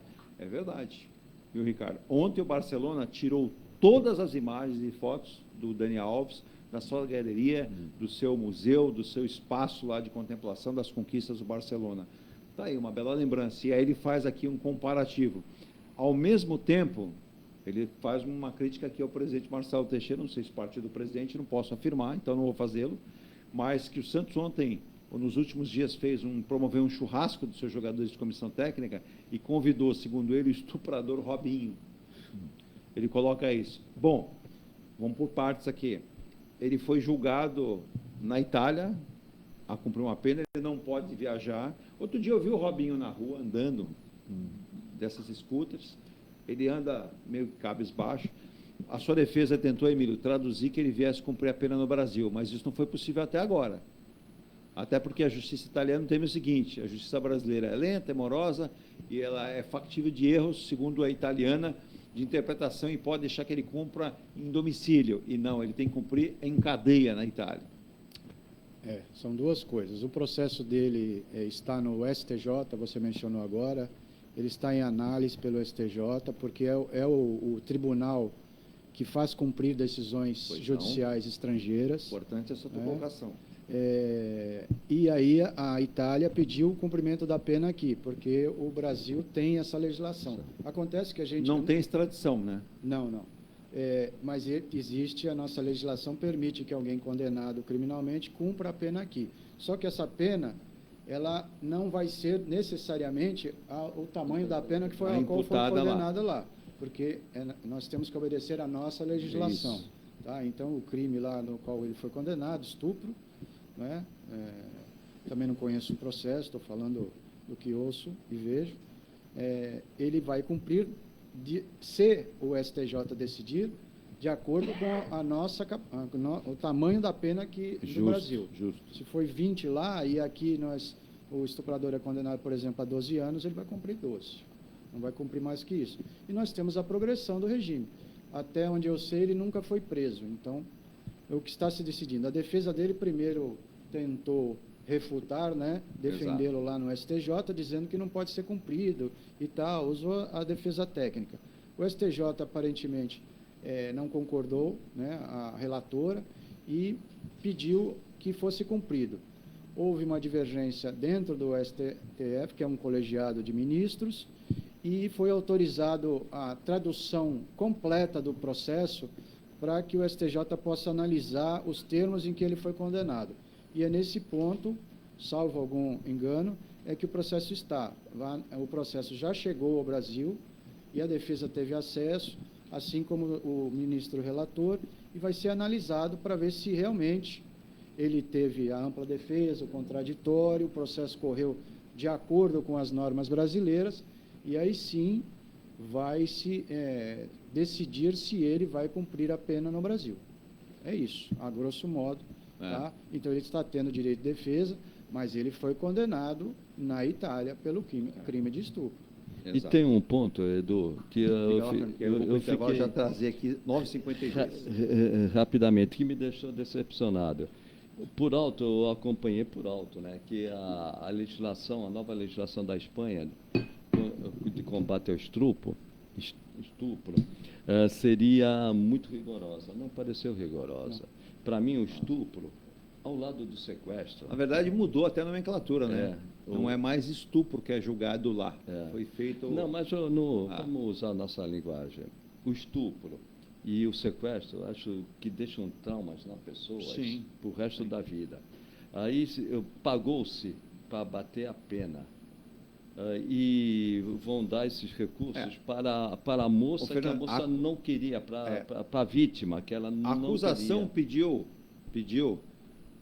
12 anos. A justiça na Espanha queria 9,5 e acabou sendo definido 4 anos e 6 meses. Porque houve o abatimento. abatimento. Ele já cumpriu 1 ano e aproximadamente 1 ano e 5 meses, que será reduzido desse valor aí do tempo, né, o Emílio? De 4 anos e 6 meses.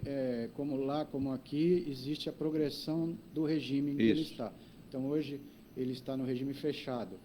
Ele vai progredir a partir, pelo que eu li, né, se foi confirmado isso, ele vai progredir em 2025, ele vai para o regime semiaberto. Então, ele poderá sair para trabalhar, para ver seus familiares e tudo, e volta, e à noite ele retorna para a prisão. Isso, e depois, consequentemente, vai progredir para o regime aberto, que é um período que ele vai ficar ainda...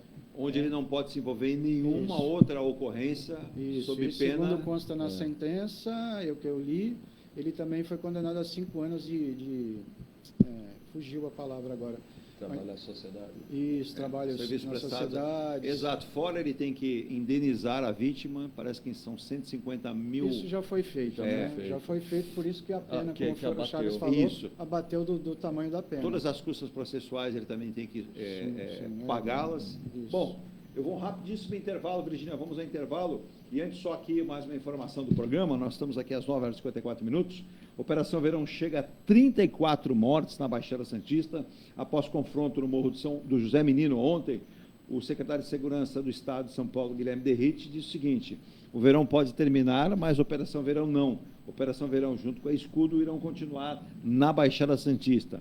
Em contrapartida, ao mesmo tempo, vale lembrar também que relatório denuncia violações de direitos humanos durante a operação policial na Baixada Santista. Essa operação que eu citei agora, Operação Verão, juntamente com a Operação Escudo.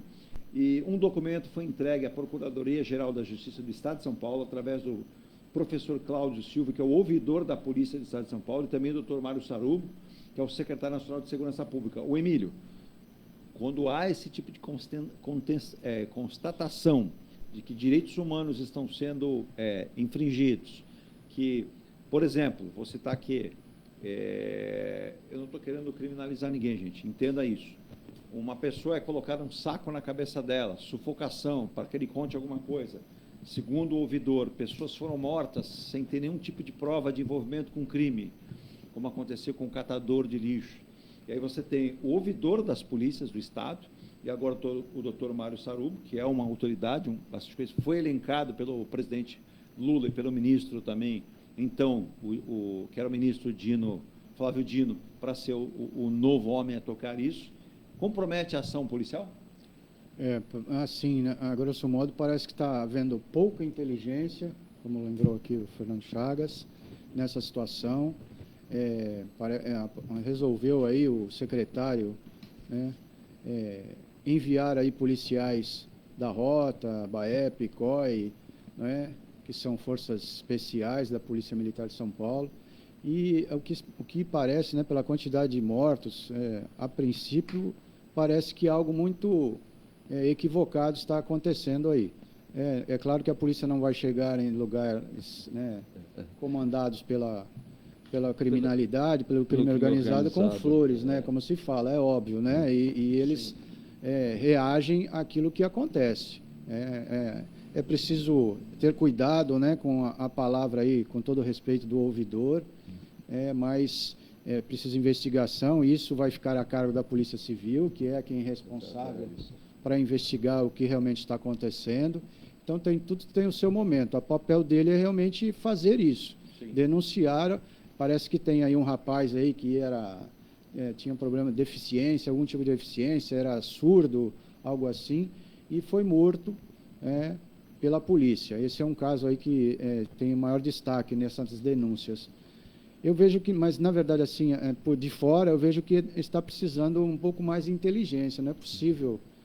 Houve aí agora esse ruído com a mudança dos coronéis na Polícia Militar, uma coisa que aconteceu aí estranha, não é? Segundo o que foi divulgado aí. Então, a gente sabe que o secretário é de linha dura, E mais, né? Colocaram um ex-capitão para comandar coronéis. Aí eu acho que o governador cometeu um erro grave aí, isso atrapalha a hierarquia muito, né? De uma forma bastante... Essa mexida de 34... Militares, eles são doutrinados para a hierarquia. E houve aí uma quebra. Perdão até te interromper, mas essa mudança de 34 comandantes dentro da hierarquia da Polícia Militar, me parece, pelo que eu vi, trouxe muita insatisfação. Isso que você falou agora, ouviu-se de vários comandantes que um tenente, ex-tenente da rota, na capitão reformado, na verdade então, ele era tenente. Exato. De 60 coronéis, 34 foram exonerados. Exato, tirados da sua função. Exonerados. E a intenção é que esses coronéis eles sejam aposentados. Na realidade, o que é? Uma mudança na política do Estado de São Paulo. Eu acredito que em pouco tempo nós teremos uma crise muito grave na Secretaria de Segurança. É isso que eu ia citar. E ontem eu ouvi alguns articuladores que falam de segurança pública dizendo que o governador Tarcísio de Freitas está criando um grande problema para a governabilidade dele do Estado. Exatamente. Indo mais longe, né? O que eu poderia dizer? Isso é uma ação política de um pensamento de extrema-direita. Isso é grave. Só que o Estado de São Paulo é o Estado mais desenvolvido. Para o nosso ouvinte entender, Fernando, para a gente ir literalmente para o intervalo, ao invés de agir com inteligência, investigação, corre atrás do dinheiro para pegar o... Isso. Eu vou agir com truculência, violência. A resposta é na bala. É o pensamento. Claro que o Emílio pontuou, o policial não pode entrar com um vaso de flores. Mas antes de eu fazer essa ação, a inteligência deveria trabalhar para tentar pegar antes. Né? E não fez. Aqui no Rio de Janeiro... Ontem 7 foram mortos numa incursão no Rio. A gente está correndo o risco de virar o Rio de Janeiro com caminho a passos largos. Com essa política de tolerância zero. Em termos políticos, você está jogando o criminoso na mão do crime organizado. O problema dele ser um criminoso não quer dizer que ele esteja no crime organizado, mas ele vai virar presa fácil do crime organizado. Quanto mais você tem ação extrema, mais fácil fica para o crime organizado. E olha só, o Estadão hoje... É um pensamento complicado. O Hamilton de Cubatão mandou, por isso que eu até toquei no assunto, o Fernando, a gente tem que ir para o intervalo, que a gente estourou, 10 horas, mas olha lá, Marcola encomenda a morte de líderes do PCC e agrava racha, aponta uma investigação que está ocorrendo. PCC e Comando Vermelho se infiltram no poder local em vários locais do país e conseguem contratos milionários de prefeituras. Então, faltando a inteligência, o espaço vai sendo ganho por aí. E aí, tem vários casos, e esse caso a direita vai pegar. Para ser aí um argumento, entenda o caso do contador do filho do presidente Lula, o Lulinha, que diz ter ganho 250 vezes na loteria e trabalhado para o PCC. Isso é fake news. Contador. Aí a gente precisa entender para não surgir fatos sem ter o fato confirmado, que é muito perigoso. E a imprensa também erra, viu? A imprensa também erra. E aí o que acontece? Fala-se que o PCC estaria usando bitcoins, fintechs e até igrejas para lavar dinheiro. Isso não é nenhuma novidade. Nenhuma novidade. Eu vou até acrescentar postos de gasolina, obras de artes. Isso. E por aí vai para fazer isso. Não vou dizer no Brasil, mas na Europa. Jogadores de futebol. Isso, exatamente. O Paulo de Taubaté fez uma pergunta, agora no intervalo, você vai ajudar o Paulo de Taubaté respondendo aqui. Ele diz o seguinte, eu até anotei, viu, Paulo? A gente vai ver no intervalo que a gente já estourou pra caramba. O governo vai facilitar empréstimo consignado. Olha lá. O Fernando foi falar no meio do programa, e aí o Luiz Marinho ouviu. Fica dando ideia. Presta atenção. O governo vai facilitar empréstimo consignado, e aí você fala que pode fazer em 5 minutos e o povo acredita, para compensar o fim do saque aniversário do Fundo de Garantia, meu querido Emílio. Você vai falar na volta isso. E mais, o ministro Luiz Marinho, me parece que ele anda tomando muito sol, né? Ele está pressionando bastante o presidente, pressionando a todos, que ele quer emplacar a volta da contribuição sindical. Vamos ao intervalo, Virgínia, se eu não faço intervalo, a volta, e aí eles comentam essas notícias, a gente vai para o final. Acho que eu vou até tomar outro café para acalmar aqui, porque o Fernando fica dando ideia, e aí o consignado vai substituir até o saque aniversário. Era tão bom a pessoa poder no aniversário daquele saque tirar aquele recurso, né? Mas não pode mais. Não pode mais. E aí... Mas a gente vai dar um jeito consignado, né? Porque isso estava gerando um problema também, né? Tem Para os financiamentos da... Tem um amigo meu que falou assim, não, o termo não é isso não, Eduardo. Eu falei, não, como não é empréstimo consignado? Ele falou, não, eu não consigo nada. Então tem que tomar cuidado, né? Eu vou intervalo e volto já. Diga. Sérgio Santana, bom dia, Edu Virgínia Bancada. Bom dia. Dinha Couto, bom dia, amigos. Lúcio José Bento, bom dia a todos acompanhando. Ailton Cláudio Ribeiro, bom dia a todos, excelente programa, parabéns aos convidados, abraços a todos. Obrigado, deixa eu mandar um abraço então aí para o Paulo, Paulo Ribeiro de Jureb, eu não entendi direito, ele é de Taubaté, ele falou que o programa ontem foi brilhante, falando sobre Parque Tecnológico, e que se eu conheço de São José, não conheço. Eu não conheço. Conhece o Parque Tecnológico de São José dos Campos, Emílio? Também não. Também não. Mas diz que é um exemplo que o Brasil deveria ter parques tecnológicos como esse. Santos está tentando dar o seu startup aí, o seu primeiro também. Eu volto já.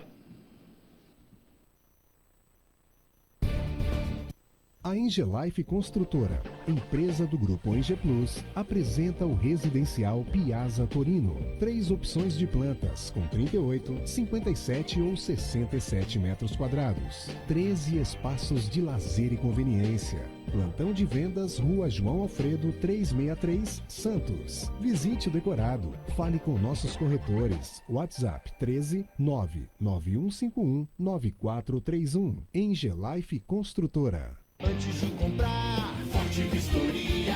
Antes de vender, Forte Vistoria. Modo veicular, Forte Vistoria. Pra não se arrepender, Forte Vistoria. 3223 8383. 3223 8383. Forte Vistoria. Atendemos toda a Baixada. fortevistoriasautomotivas.com.br ou ligue 3223 8383. Forte Vistoria. Seu carro amassou? Nós da Ronaldo Hammer Martelinho de Ouro temos a melhor solução, com rapidez, agilidade e ótimo custo. Com 20 anos de experiência no mercado nacional e internacional, atendendo ao público em geral e a grandes montadoras. Somos especialistas em martelinho de ouro, funilaria e pintura express. Serviços realizados por profissionais qualificados, utilizando equipamentos e materiais de primeira qualidade. Traga o seu carro para uma avaliação com o mestre Ronaldo Hammer Martelinho de Ouro, Rua Comendador Martins, 191, Vila Matias, em Santos. Telefone 13 97408 5990. Venha morar na quadra da praia. Residencial Ilha de Malta. 2 ou 3 dormitórios, terraço gourmet e até 120 meses para pagar. Lazer completo com academia, piscina, salão de festas, de jogos, grill e brinquedoteca. Plantão de vendas no local. Avenida Almirante Cochrane 32, Canal 5, Santos. Construção e incorporação Enge Plus. Acesse engeplus.com.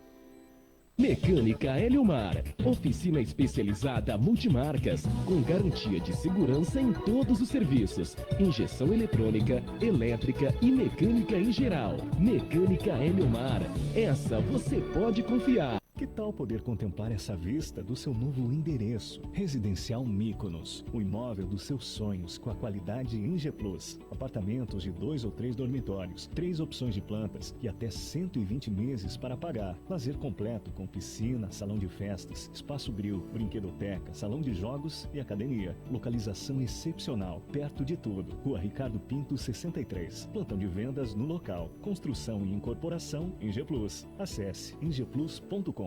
Há mais de 2 décadas, a M Muniz Logística constrói diariamente uma grande relação de confiança com forte atuação em soluções de comércio exterior. Nossa experiência nos permite oferecer uma gestão completa e integrada dos serviços de despacho aduaneiro, consultoria e logística, com garantia de excelência nos resultados, utilizando a versatilidade dos modais, interagindo na melhor solução tributária, facilitando a tomada de decisão e otimizando a gestão do seu negócio. Temos como visão manter a tradição, posicionamento estratégico e uma perfeita sintonia com nossos clientes e fornecedores, fazendo com que sejamos mais do que prestadores de serviço, nos tornando uma extensão da sua empresa. A M Muniz Logística está presente em locais primordiais, com sede própria nas cidades de Santos e Rio de Janeiro, junto aos 2 principais portos da região sudeste. Já estamos de volta às 10h08, o tempo passa, o tempo voa, e não temos mais a poupança Bamerindos. Eu falei de banco que sumiu, e sumiu tudo, né? Faz aí, fez sucesso, né? Com Até certeza. hoje o jingle deles eu lembro. Tem um também, que esse também diz que a Embrapa, em certo modo, colocou na prática e deu certo, né? O pessoal fala assim, plante que o João garante. Também. Lembra? Também. E aí vem a Embrapa e garantiu e a coisa funcionou, né? Teve um nacional que foi internacional, né? O Banco Nacional com o boné do Sena, né? Exato, exatamente, né? Bom, final de semana a Virgínia promoveu aí no sábado e domingo os especiais, ou especial, todo final de semana quase tem, a pedido de vários ouvintes, teve pedido até internacional, foi da banda sueca do quarteto, ABBA.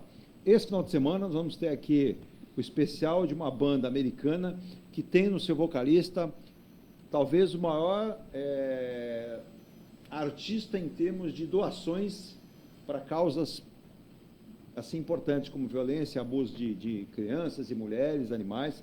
O especial da banda Aerosmith, banda americana, e o Steven Tyler, né, que é o vocalista, né, inclusive é pai daquela atriz que fez lá o filme Armagedon, que a música era dele mesmo, né? Senhor dos Anéis. Isso, Senhor dos Anéis, sabe? Nós temos um cinéfilo aqui no programa. Posso fazer um pedido para a Virgínia? Inclusive, ele teve aqui e eu perdi. O Man at Work. Ele teve no Brasil e eu não teve. Ele não pôde entrar na Colômbia. Ele tentou voar de São Paulo, de Guarulhos para lá, só que a banda não tomou a vacina. Não tomou a vacina contra a febre amarela e outras coisas mais. Aí tiveram que desistir e cancelar. Foram me avisar depois que ele tinha Você não sabia? Não. Falamos até no programa. Eu também só soube quando apareceu na televisão. Já era. Nós sempre falamos as notícias nesse ar, né? Ele continua com a mesma voz. Man at Work, tá aí. E a saxofonista é tão boa quanto o falecido, né? Que o Man at Work, na realidade, só ficou com a Colin Hay, né? Exato, mas a saxofonista, muito boa mesmo. E não, vai faltar tempo aqui, porque vamos começar a temporada de Fórmula 1, e agora já tem um piloto que já está de vermelho, sem poder usar o vermelho, né? Que é o Lewis Hamilton. Quer fazer uma aposta comigo? Vamos lá. Estou apostando. O Verstappen ganha 25 das 24.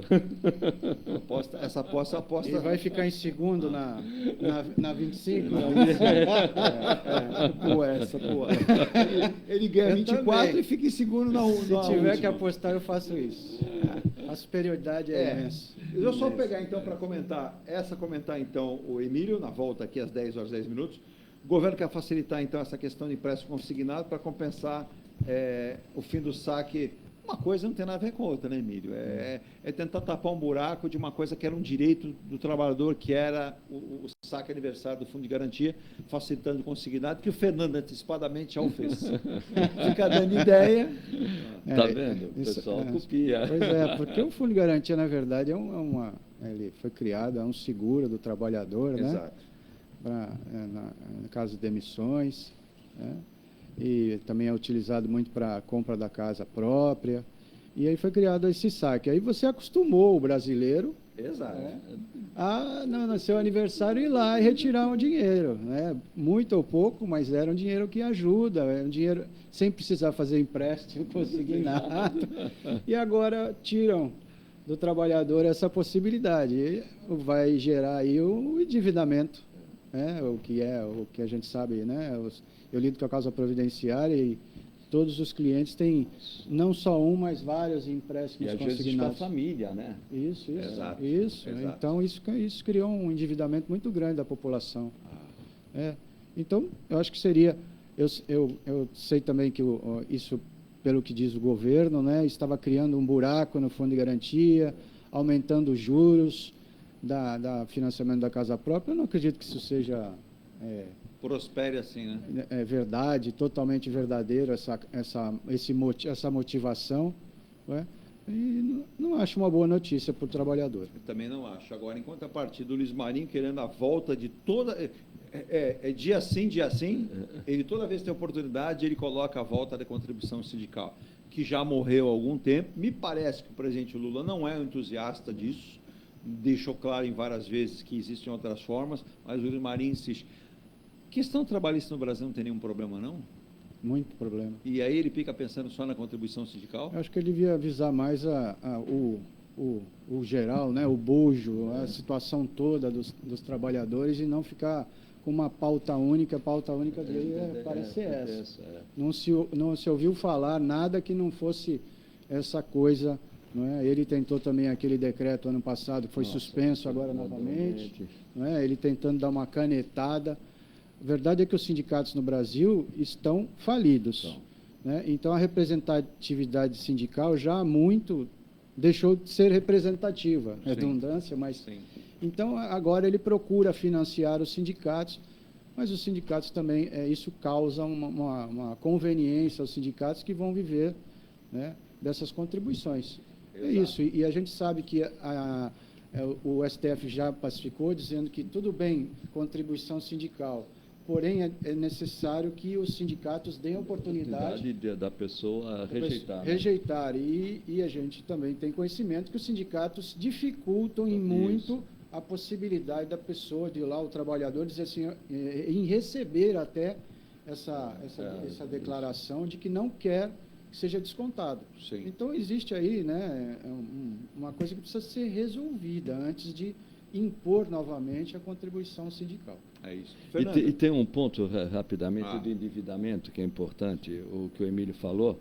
Os aposentados, muitas vezes, fazem o consignado até 30%, para a família, neto, até para o filho. Sim. E aí falta dinheiro até para o remédio. Então, o empréstimo, o financiamento, são coisas que têm que ser feitas com muita cautela. Exato. Agora, o mais preocupante de tudo no Brasil é o cartão de crédito. Este é o pior, é um juros por ano de 450%. Se a pessoa utilizar o cartão de crédito, quita o cartão de crédito na próxima. Se não, por exemplo, em um ano, uma dívida de R$1.000 vira R$4.500. Fica impagável. Então, quando se mexe o cartão de crédito, é uma operação de crédito. Que vem junto, né, no consignado, né? Vem junto. Uma venda casada. Então, é isso. Aí ele vai usar o cartão de crédito, porque é uma maneira dele escapar dos 30%. Exato. Daqui a pouco ele não tem dinheiro para o remédio que é tão necessário. Fernando, para finalizar rapidamente, que a gente já estourou bastante, mas vamos lá. A questão da fala do presidente, contrariando aí o Haddad, mas ele já tinha conversado, desoneração da folha de pagamento dos 17 setores. Em contrapartida disso, o Haddad vai colocar hoje, ontem ele já havia comentado, ele vai propor ao G20 uma tributação mínima global para alcançar quem? Os super ricos. Ele diz que o Brasil deixa de arrecadar muito dinheiro em relação a isso. Então, pode ser uma compensação, né? Você desonera do lado, se bem que o Haddad comentou que ele tem reunião com o presidente Lula para tentar, através, de novo, de conversas com o próprio Lira e com o Senado, uma reoneração de uma outra forma. Então, são dois pontos. Interessante também frisar, a Magari perguntou se era verdade, não é 2,5, Magari. A Câmara aprova com urgência o projeto que amplia a isenção de imposto de renda, que o presidente aprovou, mas quem ganha até R$ 2.800.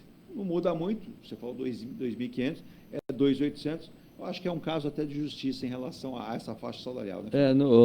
Essa correção não pode ser muito alta, porque senão aumenta o déficit. Né? E para você compensar esse déficit que tem, e o déficit zero não será alcançado, o resultado que chama resultado zero, justamente porque você não pode aumentar tributos, porque nós já temos uma carga tributária enorme. Exato. Qual a melhor maneira de você fazer isso? Diminuir a desoneração tributária. Nós temos uma desoneração tributária por ano de 600 bilhões. 350 bilhões eu não mexeria, que é o microempresário, né? A MEI. Sim, o MEI. O Simples. O Simples. O Simples tem uma desoneração tributária de 300, todo mundo que está no Simples equivale a 350 bilhões. Agora, o resto tem que ser revisto. Só que é muito difícil você rever esse resto, porque a pressão é muito grande, esses 17 setores. E eles normalmente não dão uma contrapartida. Agora, eu entendo o Haddad. O Haddad, ele tem que buscar esse equilíbrio. Todo mundo pede o equilíbrio, principalmente o Congresso. Mas o próprio Congresso acaba aumentando as desonerações. Quanto a aumentar também a desoneração dos cultos, né, dos templos. Isso, que é eu sou contrário. Porque só vai aumentar o rombo da União. Porém, vendo o lado político, o Lula precisa urgentemente se aproximar dos evangélicos. E, para se aproximar dos evangélicos, ele não pode ser contra aumentar a imunidade, que é, na realidade, a imunidade dos templos. Eu entendo que imposto tem que ter imunidade, mas contribuição social, não. Contribuição social, até para a questão da aposentadoria, da previdência, a contribuição social não tem que ter a isenção ou a imunidade. O que eles estão querendo é imunidade. Imunidade é para imposto, não é para contribuição. Exato. Bom, só para a última notícia, para a gente fechar o programa de hoje, tem algumas pessoas aí perguntando, né? Nós tivemos aí da Praia Grande, de São Vicente, lá do Rio Grande do Sul também, né? De Pelotas, um abraço, Pelotas, que tem uma das maiores universidades federais do Brasil, Centro de Excelência em Pesquisas, sob o apresentador Fausto Silva. Surgiu agora pela manhã uma fake news que ele havia falecido, né? Ele que fez o transplante de coração e agora está submetido a outro transplante, um transplante de rim. A informação não é verdadeira, né? Ainda bem, ele não faleceu, não, pelo contrário, está sendo bem cuidado. Ele que teve um agravamento bastante considerável de uma doença renal que ele já tinha anteriormente, né? E agora os médicos definiram no Albert Einstein pelo transplante. Então, infelizmente, tem muita gente com maledicência que produz notícias ruins ou gosta de ter visualização. É só não abrir, não abre esse tipo de notícia e não dê moral para eles. Estou aqui com uma ideia, viu, Emílio? As pessoas gostam muito de você. O nosso ouvinte Paulo de Taubaté diz que você fala com uma capacidade, com uma calma, que o deixa calmo também num país como o nosso. Imagina, numa nova fase aqui do programa, pensamos já em colocar aqui o Emílio, o Ailton, o Fernando, vamos colocar um monitor, com uma câmera no monitor, a gente pode ter aí, semanalmente, um tema. E aí o Emílio não precisa estar aqui no programa, Emílio. Você pode gravar ou fazer online, a câmera vai estar mostrando você trazendo um tema. Paulo citou aí, é importante a explicação com capacidade e sem aquelas coisas de você tentar ouvir e não entender nada. O Emílio tem essa facilidade, isso nasce com a pessoa, parabéns. Paulo gosta muito de você, o Paulo de Taubaté. Agradeço, Paulo. É isso aí. É bom vamos tomar esse café, vamos estudar, né? Vamos. Para que você possa colocar aqui, quem sabe, né? Uma nova dinâmica do programa. Ele participando ao vivo e também outros dias trazendo um tema. Aí o Emílio vai escolher o tema, não vou dar tema nenhum para ele, porque aí é legal isso. Eu não gosto muito da imposição. Fica bem bacana. Tema livre. Na questão da consultoria tributária, o Ailton, e nas questões relevantes da política, o nosso querido Fernando Wagner Chagas. Fugindo um pouco da política, né? Você falou do Hamilton, né? Isso. O Hamilton, este ano ainda corre pela Mercedes, vai ser interessante, né? Qual a motivação dele na Mercedes esse ano, né? Esse ano eu entendo que... Eu acho que é tentar acertar esse projeto agora novo para dar uma vida nova para a equipe. Ele está sem motivação, né? Desde aquele episódio. Daquele episódio, psicologicamente abalou, abalou mesmo. E ele é um homem muito forte, mas abalou. Né? Esse ano... É brincadeira, mas é verdade. É 25 das 24, né? O carro é muito bom, o carro é muito bom mesmo. É uma brincadeira que é verdade. Impressionante. O Hamilton vai usar 2024, 2025 para desenvolver o carro de 2026 e uma adaptação. E o Hamilton vai tentar o seu 8º título em 2026. Olha aí. O que eu vejo a grande dificuldade do Hamilton, vai enfrentar um Leclerc que hoje é mais veloz do que ele, porque o piloto sobe, né, tem um apogeu. Exato. E depois tem uma queda natural e corre com a experiência. Sim. E vai enfrentar um Leclerc. E só falar aqui, eu tive a honra de conhecê-lo, que sujeito educado, o Wilson Fittipaldi, que faleceu agora recentemente. Manda um abraço ao nosso querido Ronaldo Nazar, né, que estaria conosco também esses dias, mas ajudando um companheiro também a exames em São Paulo, não pôde vir. Um abraço ao querido Ronaldo. O Wilson conheci em Interlagos, junto com a sua esposa. E algumas pessoas mandaram, Edu, ele morreu porque engasgou? Não. Ele teve um problema de engasgar um pedaço de carne agora no Natal passado. Isso, no dia 25, quando ele fazia 80 anos. Isso. e aí ele sofreu um problema de parada cardíaca, foi ressuscitado, foi naquele momento, só que em decorrência disso, acredito os médicos, ele sofreu outros problemas e veio a falecer. O Wilson Fittipaldi, irmão do Emerson Fittipaldi, que eu também tive a honra de entrevistar através do nosso Ronaldo. Fomos ao escritório do Emerson, ficamos lá mais de 2 horas tomando café, conversando e gravamos uma entrevista que naquele dia, ele corintiano, Emílio, corintiano, Emerson Fittipaldi. Falei, todo grande ídolo tem uma parte negativa. Ele morreu da risada comigo, ele olhou para mim e falou que é ser corintiano. Mas aí eu fiz ele compensar. Falei, meu querido Emerson Fittipaldi, olhando para esta câmera que está na sua frente, né? Mande um abraço ao nosso querido, no momento, né, eu estava na TV Santa Cecília, nosso querido presidente Marcelo Teixeira, em nome da grande torcida do Santos. Ele falou, não, vou fazer isso sim, gosto muito da cidade, vou deixar o corintiano de lado. Vou falar o seguinte, eu adorava assistir os jogos do Corinthians contra o Santos, muitas vezes a gente perdia, ou na grande maioria, mas era gostoso ver o Pelé, ver aquele time do Santos. Então, Feliz Natal, um ótimo ano novo, a família Teixeira, a TV Santa Cecília e a torcida do Santos. Eu, como corintiano, o respeito que tem. E ele gravou isso. E, na época, o Marcelo Teixeira falou, como é que você conseguiu tirar uma declaração de um corintiano? Todo mundo tem um lado santista. Isso. Ah, não é, Emílio? Todo mundo tem. Os jogadores de futebol, principalmente, a maioria deles querem encerrar, desejam encerrar a carreira no Santos. É isso aí. O Canhão da Vila fez 89 anos agora no final de semana, o seu Pepe, né? Pepe. Nosso Pepinho, fez 89 anos. 89. Beijo no coração, saúde ao Canhão da Vila. E o Canhão da Vila, quando conversava com ele, ele dizia assim, eu sou o maior artilheiro do Santos da história. Aí uma vez eu, novo na realidade, não, seu Pepe, o senhor está errado. O maior artilheiro é o Pelé.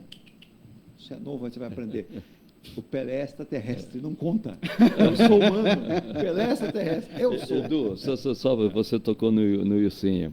Inclusive, eu estive no sábado, em Interlagos, foi a despedida do Ilcinho em Interlagos. Fizeram uma homenagem, ele deu uma volta, lógico, né?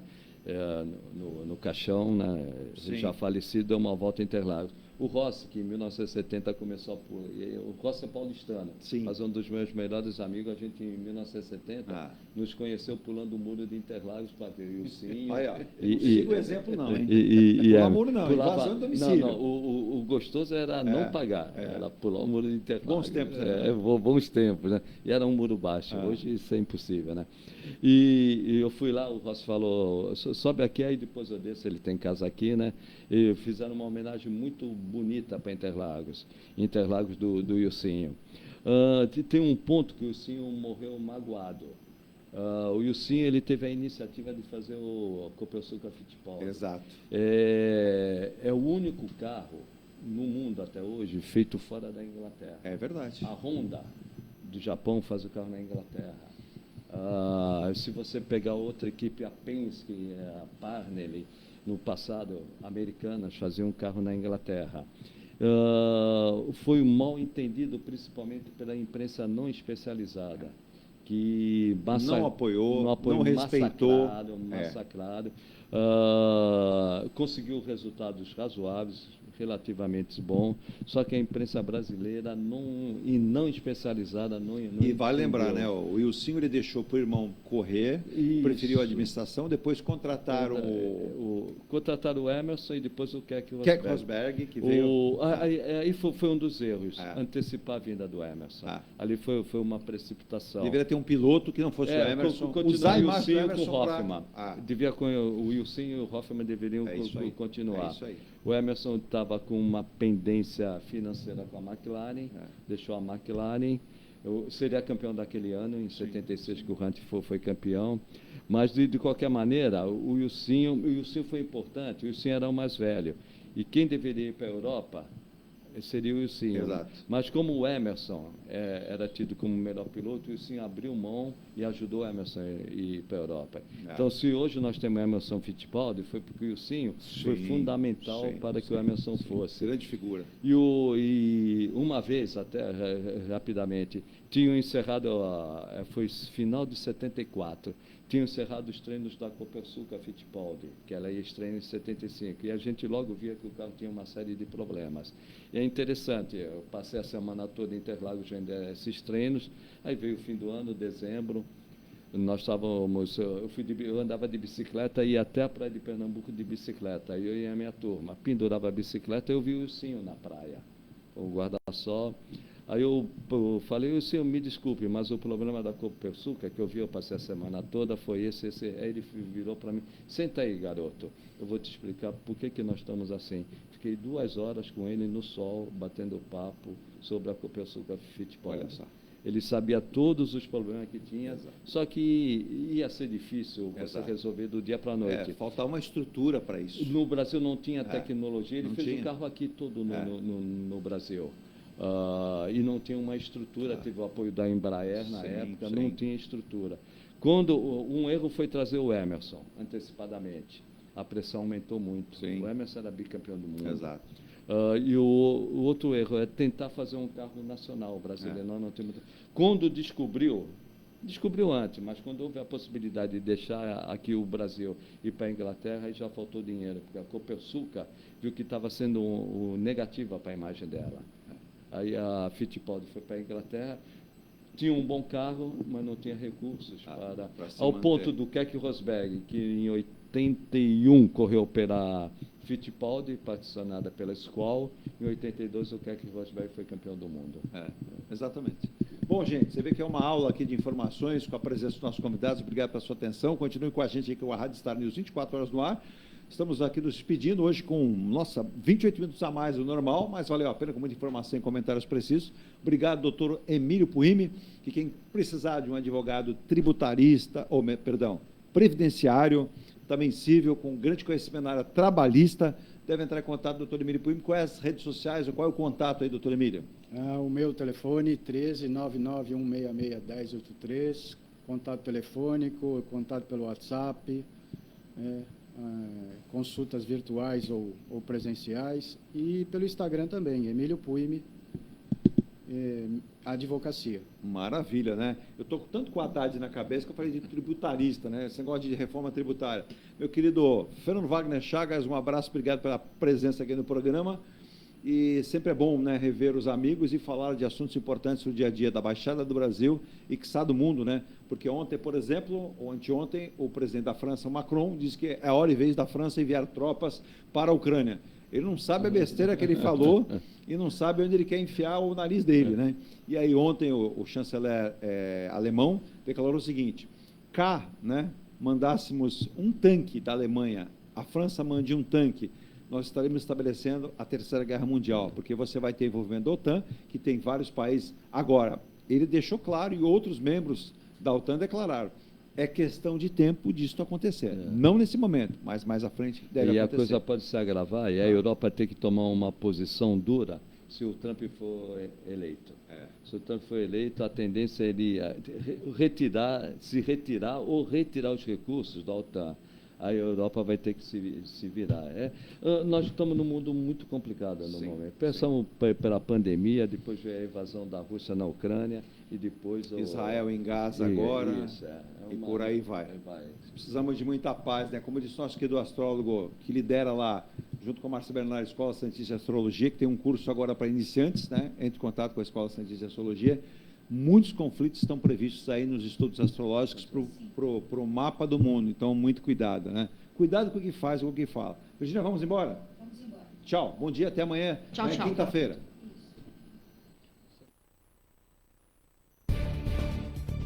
Você acompanhou o Ponto a Ponto, a notícia em destaque. A apresentação, Eduardo Lucas.